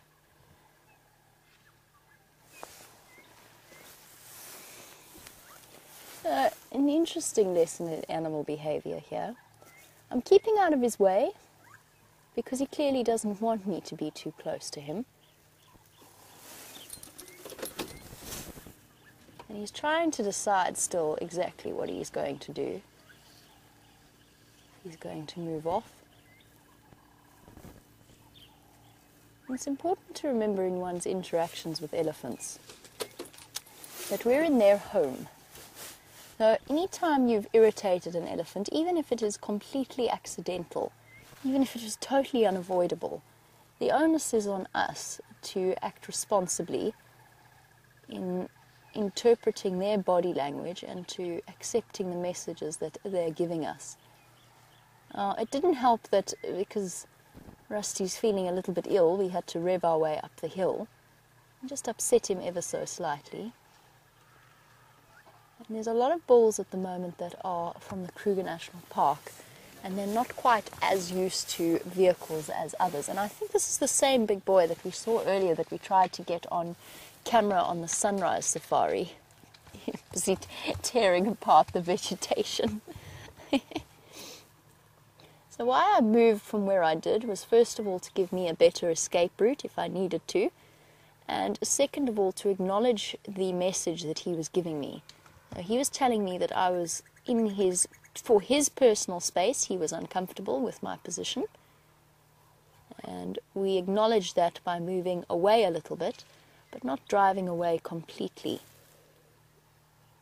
And there's differing opinions on this, of course, but there's a lot of credit given to the idea that an elephant must also not learn on the other side of the scale, must also not learn that it's okay and acceptable to go and intimidate and to chase cars, because they do learn it, and it does become a habit. So that's why we changed our direction, moved about a little bit, just so that we were out of his personal space, and then we stopped and we just gave him the message that it's okay, we don't mean him any harm, all is well. And he's off quite peaceably feeding in the distance. Hurry, boy, we leave you to your breakfast. Yes, I think so.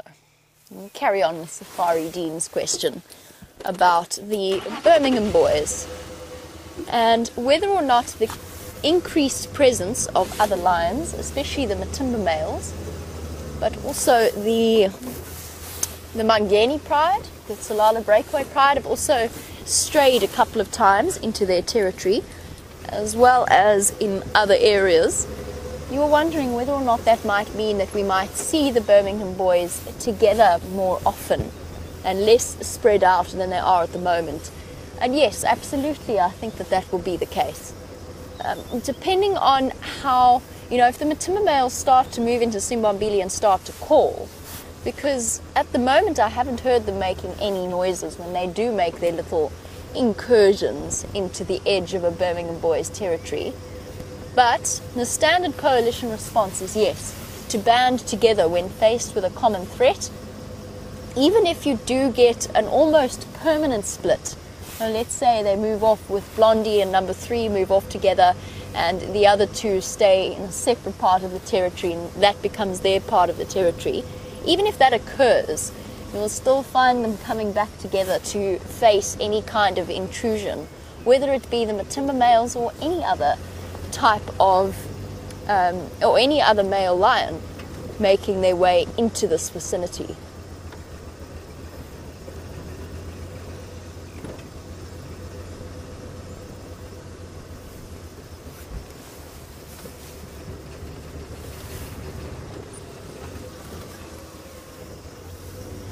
And a very warm welcome to Andy and Julia while we position ourselves to have a look at half of the nyala population of Djuma that appear to be gathered together in one herd.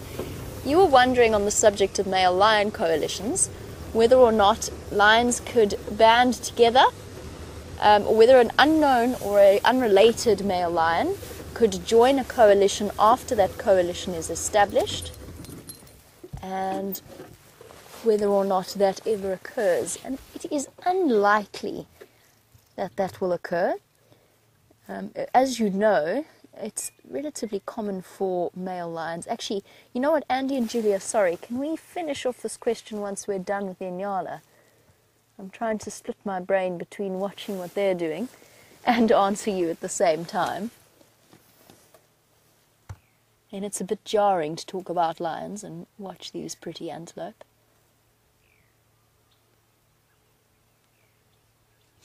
And in this morning light, you can even see the finest hairs of her beard. And those long, long eyelashes for protecting those eyes.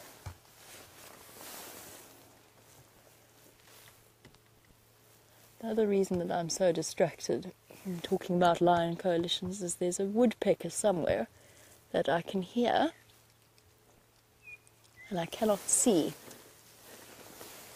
I'm just trying to find it for you. We've got in this herd 1, 2, 3, 4, 5, 6, 7, 8, 9, 10, 11, 12, 13 nyala. I have never seen such large herds of nyala before I started working at Djuma. It's incredible, there are just so many of these big herds. This is one of the areas where there's a good chance that these nyala's ancestors were actually introduced to this particular part of the Kruger. Nyala are actually only really naturally occurring in the southern parts of South Africa, Natal, where Peggy is from, and then right up in the northern part of the Kruger National Park towards the Pafuri camp.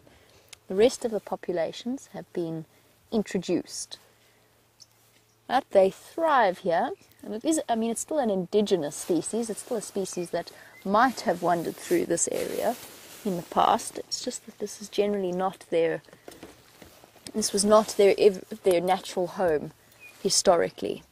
And behind them comes a large kudu. Well, I say a large kudu, large in comparison to the nyala. He's actually quite a young male. Horns only just starting to peek through. And those enormous ears. So part of the same tribe of antelope, kudu and nyala. The kudu are the larger form, and they probably all share a common ancestor. Kudu, nyala, bushbuck, as well as the eland, all part of the spiral-horned antelope family. And all, I think, they have to be some of the most attractive antelope that we get out here, especially with those dramatic facial markings. Almost look as though they've got tribal paint on their faces.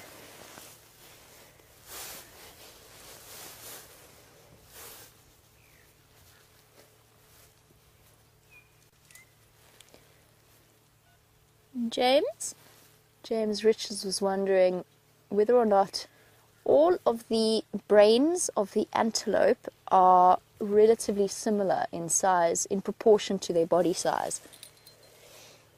I have absolutely no idea. I'm really sorry. I wish I could give you a more accurate answer. My guess would be yes, probably close to similar in proportion.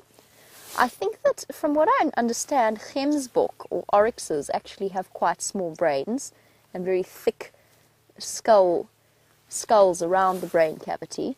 Here's that little baby kudu. It's too sweet. Look at its marking on its bottom. Oh, no, sorry, I'm looking at a different baby. Sorry. I was just busy looking through the monitor at the one behind there. They just looked so similar. Right, now I'll have a look at its marking on its bottom. There you go. Fun little stripe there. Yes, little one. Oh my word. It's all the traphalophages of Juma have arrived. Now we've got the male nyala,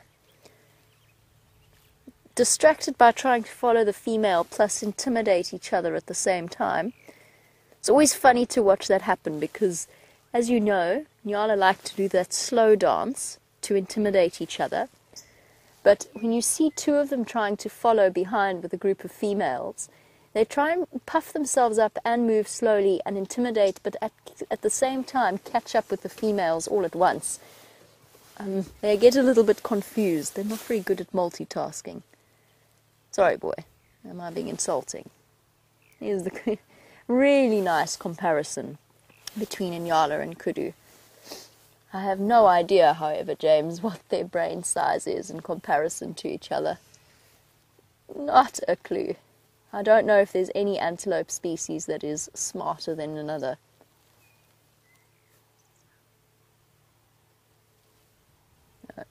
Male nyala having the most distinctive sexual dimorphism between the males and the females. Males darker in colour and much larger. As with kudu, that dimorphism not quite as clear, but a very big difference in size between a male and a female kudu. And I'm going to try and reposition because this is actually a really enjoyable scene with so many of them together in one group. And kudu and nyala tend to be the two antelope species that new people visiting South Africa for the first time get very easily confused between. However, while I reposition, I was answering Andy and Julia's question about the coalitions. And you were asking about whether, sorry, I know this is disjointed, but just so that I don't forget to answer your question, whether or not an established coalition will allow a new member. It has happened and it has been recorded in the past that an established coalition has all of a sudden seemingly accepted a new male, and there was a lot of conjecture and supposition that male might actually have been related to those males in some way. As you know, unrelated males, especially if they're on their own, will form a coalition together if they can, just because there is such an advantage in terms of having more than one male. So much so that it doesn't actually matter to them whether or not they are related to each other.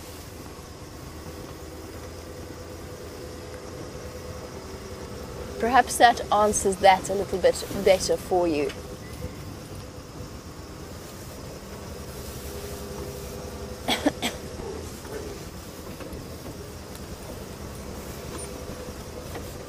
Sure.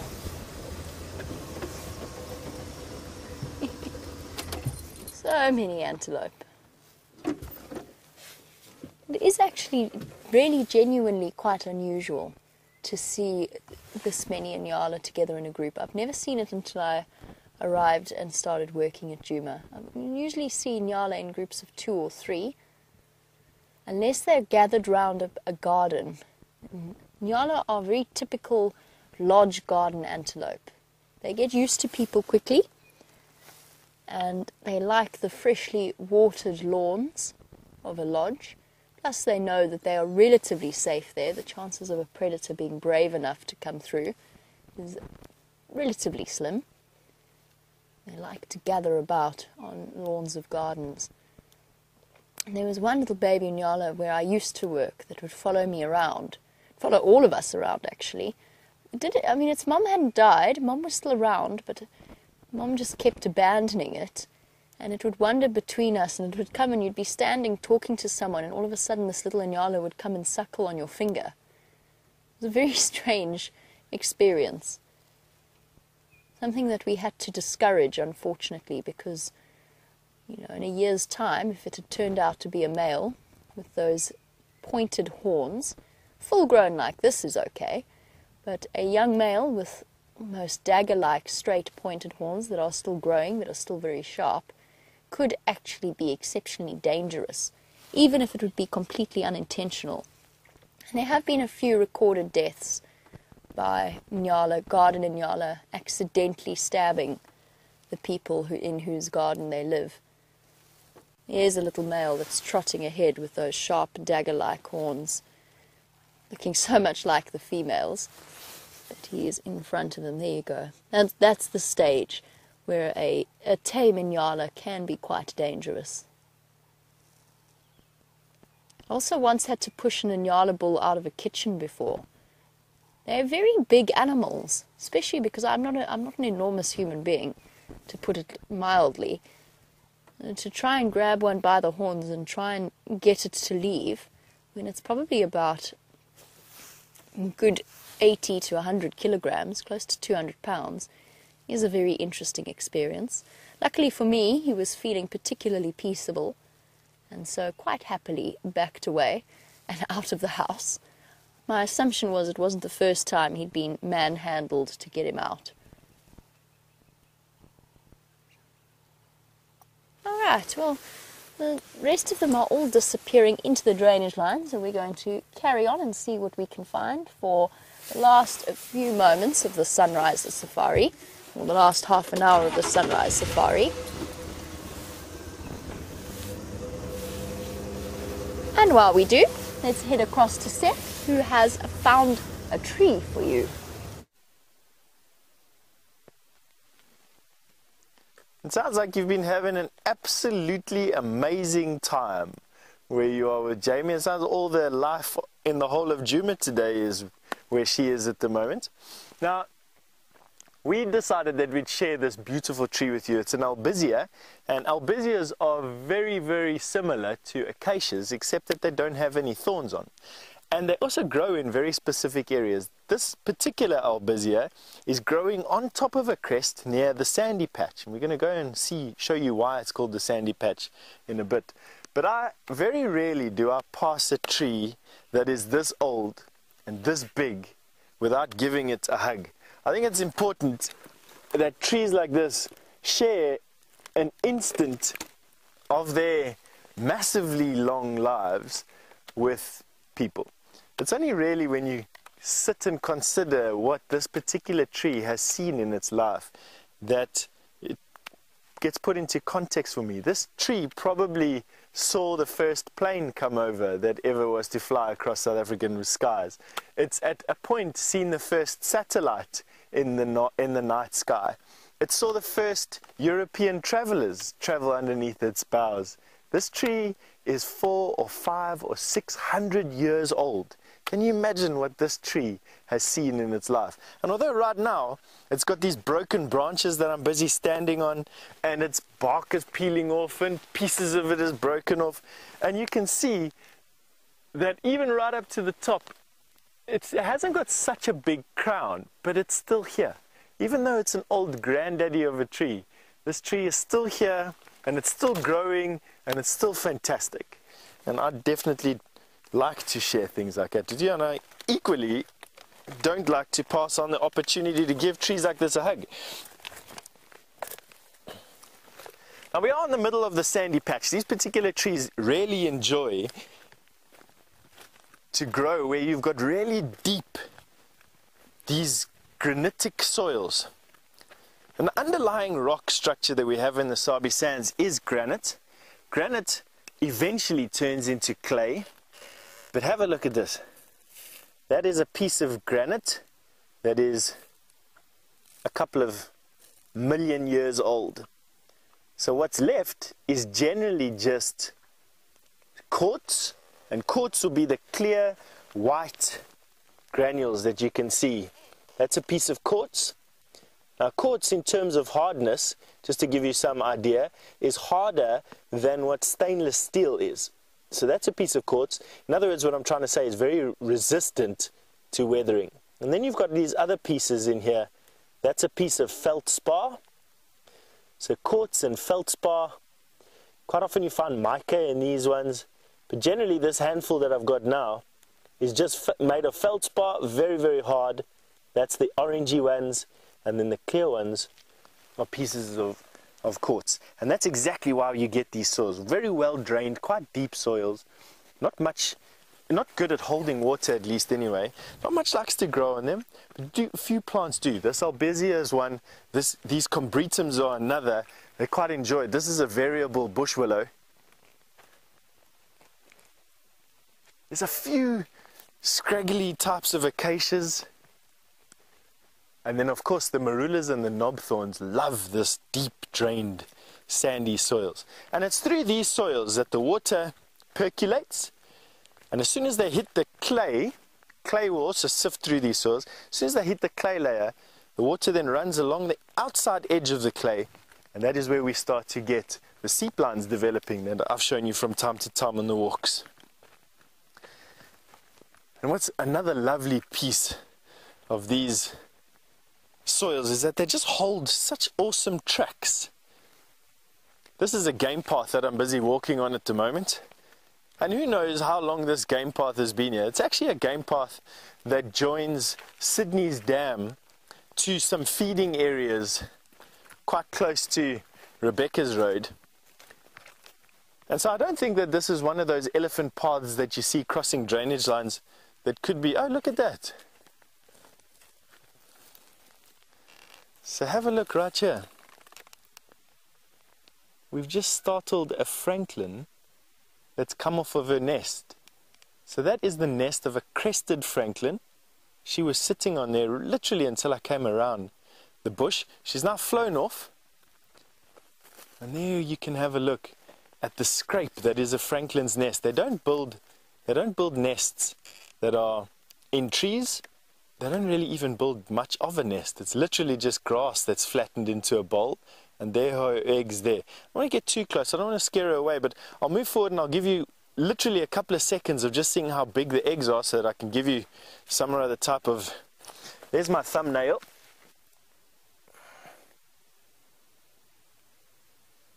And you can see her eggs there. I'm not going to pick them up or touch them. Birds are very particular about how they keep their eggs warm, and if I were to pick up that egg and put it down in a different position, what you could do is you could get the temperature not quite what she wants it at, and then you can do some damage to the growing embryo inside there. So we're not going to touch those eggs. We're going to leave this area in actual fact and let her come back as quickly as what she can to sit on her eggs. Now, you've all seen francolins and you see how fantastically camouflaged they are, and that's exactly what she was doing over there, sitting on her eggs, hunkered down. And then I got a little bit too close and she jumped up and she flew away. And that's really the only way that I saw her.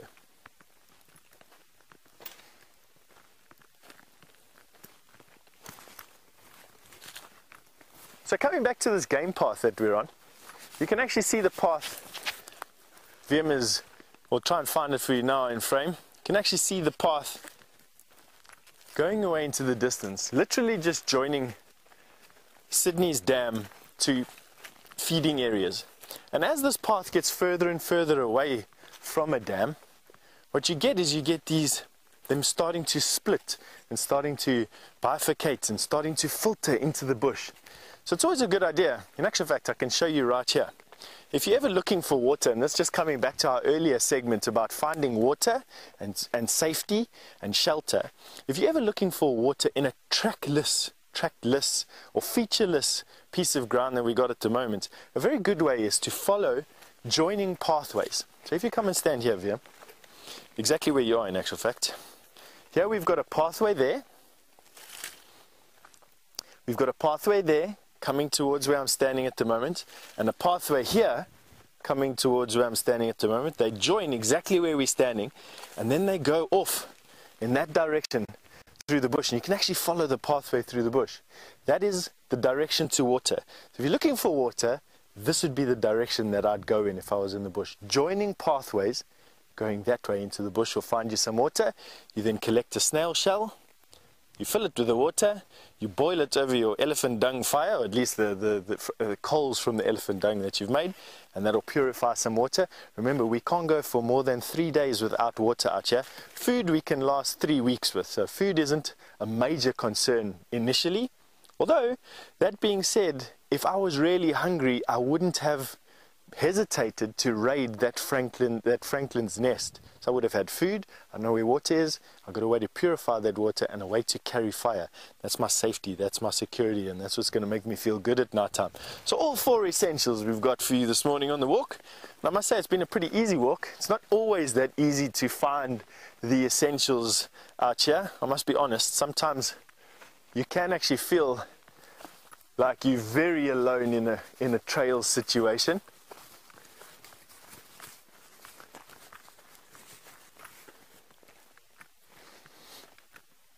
Elizabeth has just asked the ever-present question that a lot of wilderness trails guides like myself ask one another. Would I be able to survive in the bush? Elizabeth, I'm afraid to say no. And the reason I say that is quite simple, is that although I know a lot about wilderness trails guiding, and I can probably keep myself alive for about a week or so, for me to actually live in the bush requires a skill set that I don't have just yet. It requires someone with constant practice of living in these wilderness scenarios. And I think that those skills are actually quite rare nowadays. Even though people do have the theory, and you can rub sticks together and you can make a fire and you can carry elephant dung, you can purify water, I'm definitely going to come out on the other side of a wilderness trail looking a lot more bedraggled than what I look at the moment. I could probably keep myself safe. I could probably keep a couple of other people. The longest wilderness trails I've done with people have been about a week long, 5 days. But at 5 days, I must be honest, I'm very hungry, and it's, yeah, very hungry, very cold, quite often quite scared. So, no, in actual fact, that's what I'd like to say. I probably wouldn't. But on that quite depressing note, we're going to send you through to Jamie, who's got some tracks to show you. Hopefully we never have to test our survival skills out in the middle of the bush. However, I'm going to test your tracking skills for the last sort of section of the Sunrise Safari. Let's see if you can rack your brains. Oh my word, apparently I can't use mine. Rack your brains and tell me what track it is that you are looking at. And of course, to add insult to injury, there's lion tracks walking all over it. There's lion tracks walking that way, there's lion tracks walking that way. There are lion tracks absolutely everywhere. Andrew's found 2 of the Nkuhuma females on the northern side of Sydney's dam going east. He said that they might pop out at some point somewhere here for the afternoon, since they're busy following a herd of buffalo that is heading in this direction. One female, whether or not it's the one that Andrew has or not, has walked straight across the track that I'm quizzing you on. Let me get out and just see. Let Jean-Andre show me that track again. Let me see if I can ask you one further thing or not. I'm trying to decide if I can ask you direction. I can. I can ask you direction. Look very, very carefully. And I'm not even getting out to show you because that'll give it away. I want to know what type of animal made this track and what direction it is going in. So in other words, is it coming towards me, or is it going away from me in the direction that Gendre's camera is traveling now? Towards or away from Jamie? We're going to pretend that we don't see the lion tracks that are on top of it. I'm certainly trying to, at any rate. No, I'm joking. We will go and try and follow them. But let's see if you can rack your brains and tell us what made this track. And there it vanishes. I know that... Oh, no, oops, I nearly gave it away. Nearly gave it away. I'm not going to. I need to keep quiet. Let's just say that there's sort of a similarity to what Stef was talking about. Now, talking about tracks, before I jump out, Aaron, you were wondering about the difference between spotted and brown hyena tracks and how different they are. The answer is not very. They're very similar in size for the front track. The biggest difference lies, you know how with hyena tracks, you've got the big front foot and then very small back foot. In brown hyena, that is even more pronounced, and in fact, it almost looks as though there's a baby walking next to it. So what I'm going to do is I'm actually going to hop out and I'll draw what I mean so that you can get a comparison of the two. You'll also, in the right substrate, in very soft sand, you'll also be able to see fur marks in the track of a brown hyena. They're much shaggier, they have a lot more fur around their feet, and that occasionally leaves marks in the soil around it. Now I'm going to do something very naughty and obscure. I'll just do it here. Let's try and draw it. Or I'm not going to try and trace out a hyena track completely. What I'm going to do, once I've found myself a good drawing stick, what I'm going to do is just draw the size comparison between the front and the back foot. Now, in a spotted hyena, let's say this is the front. Oh, that's a bit much. That's an exaggeration. Is it showing up nicely there, Gendre? Thank you. Let's say this is the front foot. Big round. That's the outline of the track. And then the back foot falls somewhere here and looks kind of like that.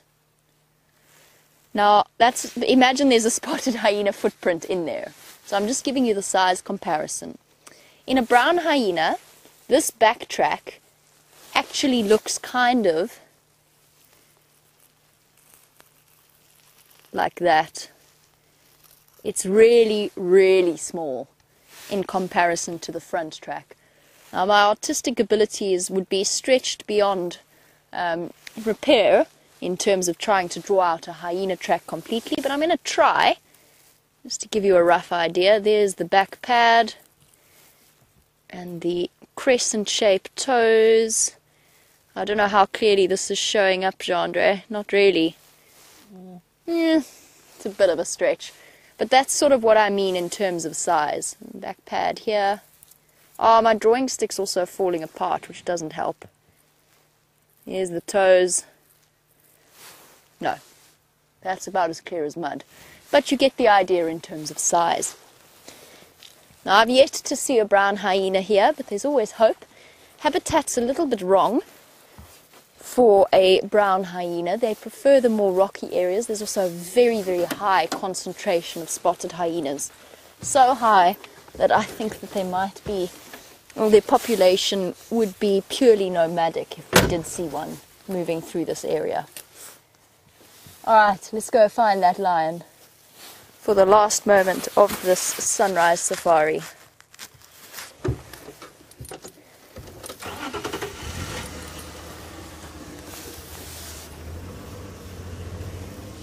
Jennifer, you think it is an anteater, the track that we're quizzing you on? Good answer, because yes, anteaters do create a mark where they have dragged a certain part of their anatomy. I'm trying not to give it away here. The difference is that side-to-side motion you don't get in an anteater track. You'll only get that, you'll get a sort of a straight drag behind them. And a lot of the time you don't even see it. A lot of the time, because they've lifted their bodies up and they've lifted their anatomy up, it doesn't drag in the dirt. And this animal, and it is an animal,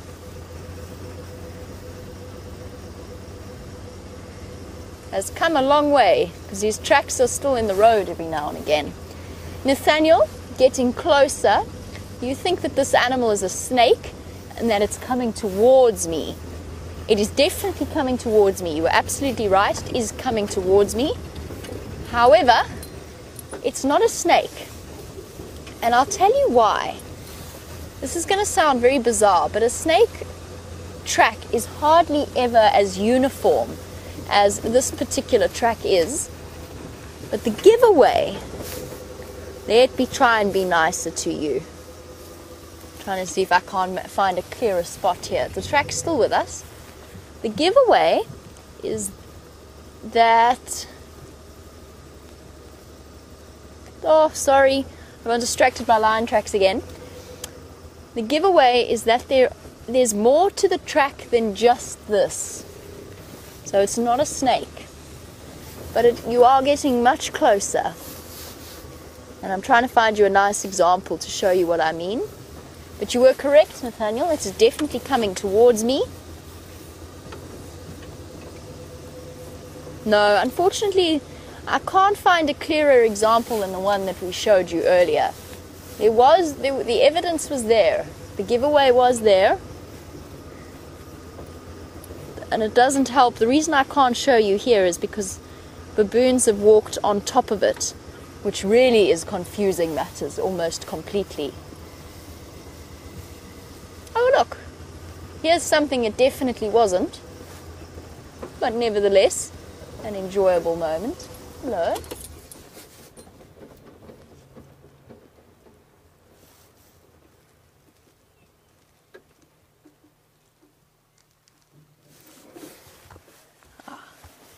Nice, very peaceful sighting. Or not. Hello. Let's not come and cause trouble, eh, boy? Yes, no, maybe? Yes, you go and you eat that senna.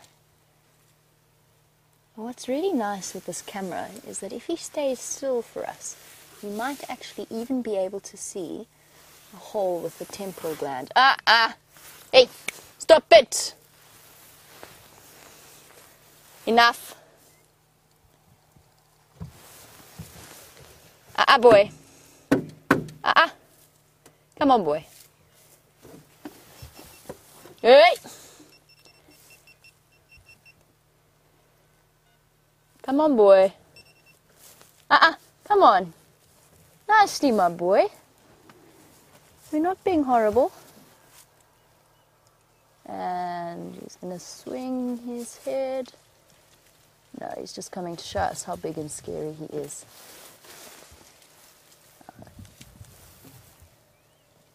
Let's just keep an eye on what he's doing. He's feeding. Jandre. He's going to come back onto the stump. We're trying our best to try and show you this 5-line skink. It's actually a variable skink. It's one of the biggest variable skink that I've ever seen in my life. And this little variable skink is generating some temperature. It's cold-blooded, so it's generating some temperature for itself on the stump. Now, what's quite interesting about these little guys, and I'm going to see if VM can see it in actual fact, is that on the top of their head, there's a little dimple. And that is called the pineal eye. That is a third eye that reptiles possess. It's light sensitive. It doesn't have an external organelle. It's just got that little dimple on top of the head that you can see. And that eye is there to judge length of day. And it helps reptiles like this to judge when it's going to be best to come out from hibernation and from inactivity periods when the sun isn't at its best for them. The pineal eye, or the third eye. Reptiles have a light sensitive third eye. Can you believe it?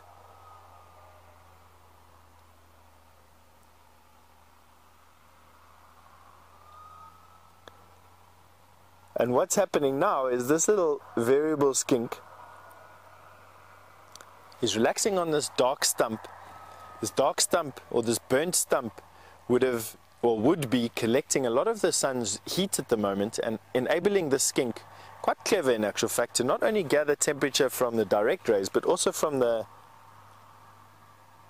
radiation generated from this black wood, which would be much warmer than any of the other vegetation around here.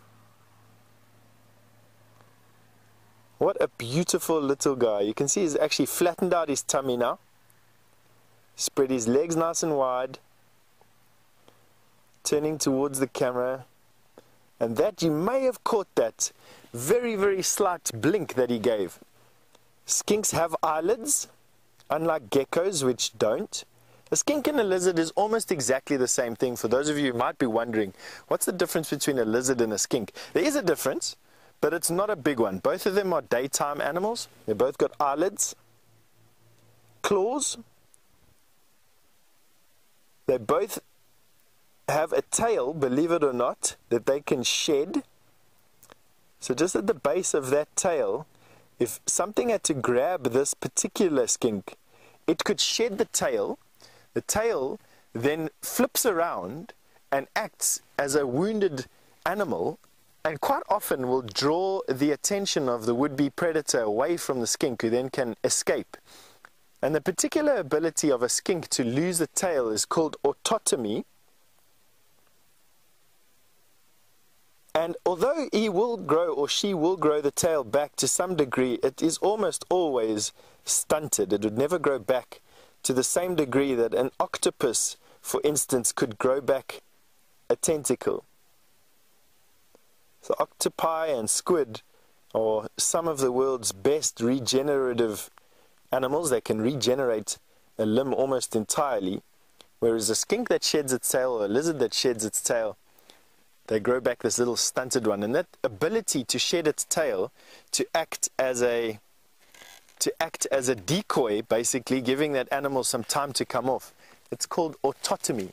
Now VM had to make a quick retreat from where he was at the moment, and that is because a wasp, a flightless wasp, this is a wasp called a velvet ant, and although it's called an ant, it's actually a species of wasp. This is the female. She is flightless,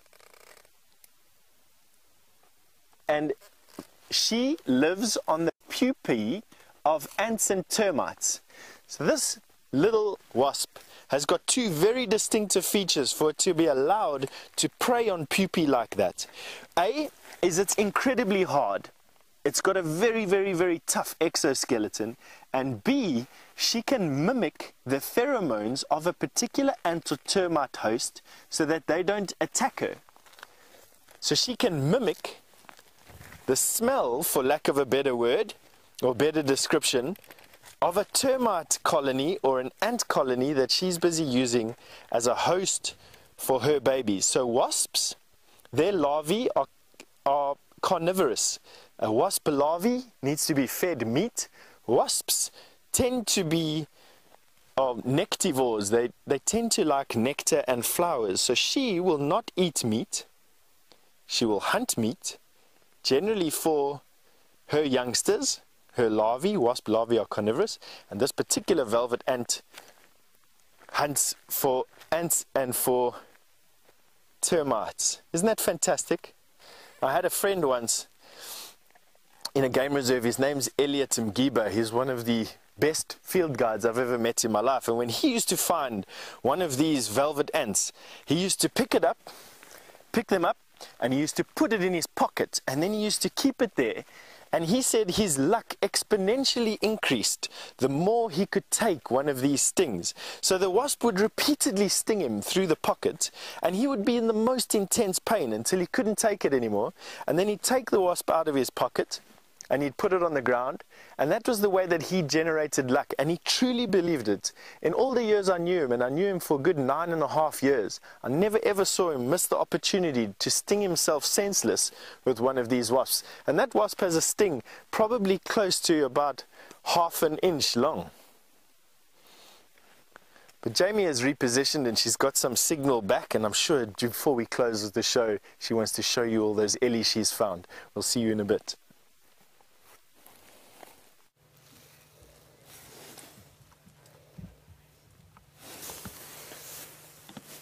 And as you can see, all is fine and well on the back of Rusty.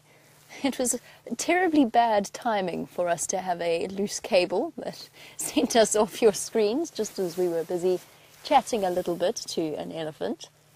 Nothing majorly aggressive, just by the way, in that body language. He just decided he was going to come and try and intimidate us. So I waited until he'd calmed down ever so slightly and that he was feeding next to us, and then I just moved off to give him some space.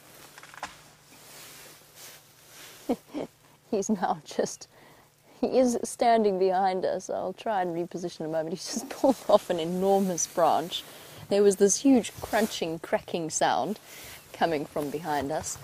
Now, nothing serious at all. I just feel as though that perhaps the attack of the gremlins there could have been ever so slightly better timed. But we've got a nice way to end off our sunrise safari. Let's try and reposition so you can see him. I also think he just kind of wanted that tree that we were right next to.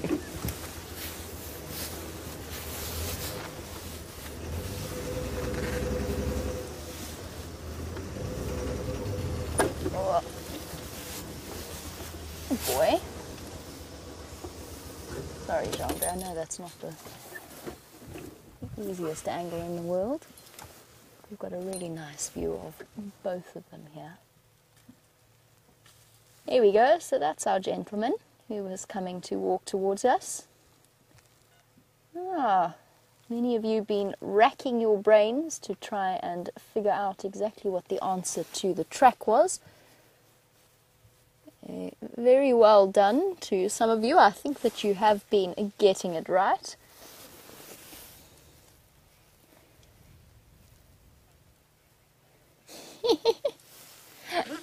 Andy and Julia have said that the track is of gremlins making their way away from us and towards Brent. As you can tell, Brent, obviously Wendy, not Brent, Brent is fine, but Wendy is not back up and running, and hopefully will be sorted by the sunset safari. Otherwise it will be myself out on bushwalk and Brent on drive, or vice versa, and something similar in terms of an arrangement. Ladybugs and daisies, it says it's a garden hose. That's very funny. It's not a garden hose, not today, maybe at another stage. And well done to Oli, Heidi and Georgianne and many others who got it absolutely spot on. It was indeed a monitor lizard. Impossible for us to tell which species it was. It was either a rock or a water monitor lizard, or a Nile monitor is the other name for water monitor lizard. But we have no idea. However, very well done to you. It was indeed. And if you looked very carefully, go back and have a look at the screenshots, you'll be able to see where his feet were on either side of that particular track. So well done to you guys. And what a lovely way to spend the last few moments of our sunrise safari, but with these gentle giants. Gentlish giants.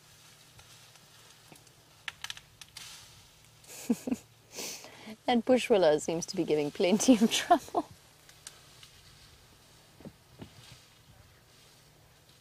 Got an enormous branch that he's now got to try and deal with in breaking different pieces. I don't think he meant to break off such a large branch. I think he meant to break off a slightly smaller one. But unfortunately it all came as one. Now he's got to sift through it. There we go. He's going to do his conveyor belt chewing. Is he going to eat all of the bark? Or is he going to eat the solid wood as well? Using his trunk. There we go. First mouthful. Doesn't seem like a very appetizing choice for breakfast, but then I'm not an elephant. And personally, I'm quite looking forward to the prospect of a couple of fried eggs and whatever else we can find in the kitchen. We shall see.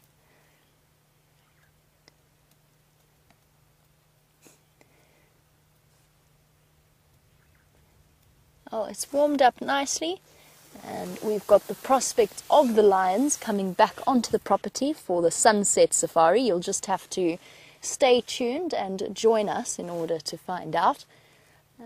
Big thank you to Jeandre.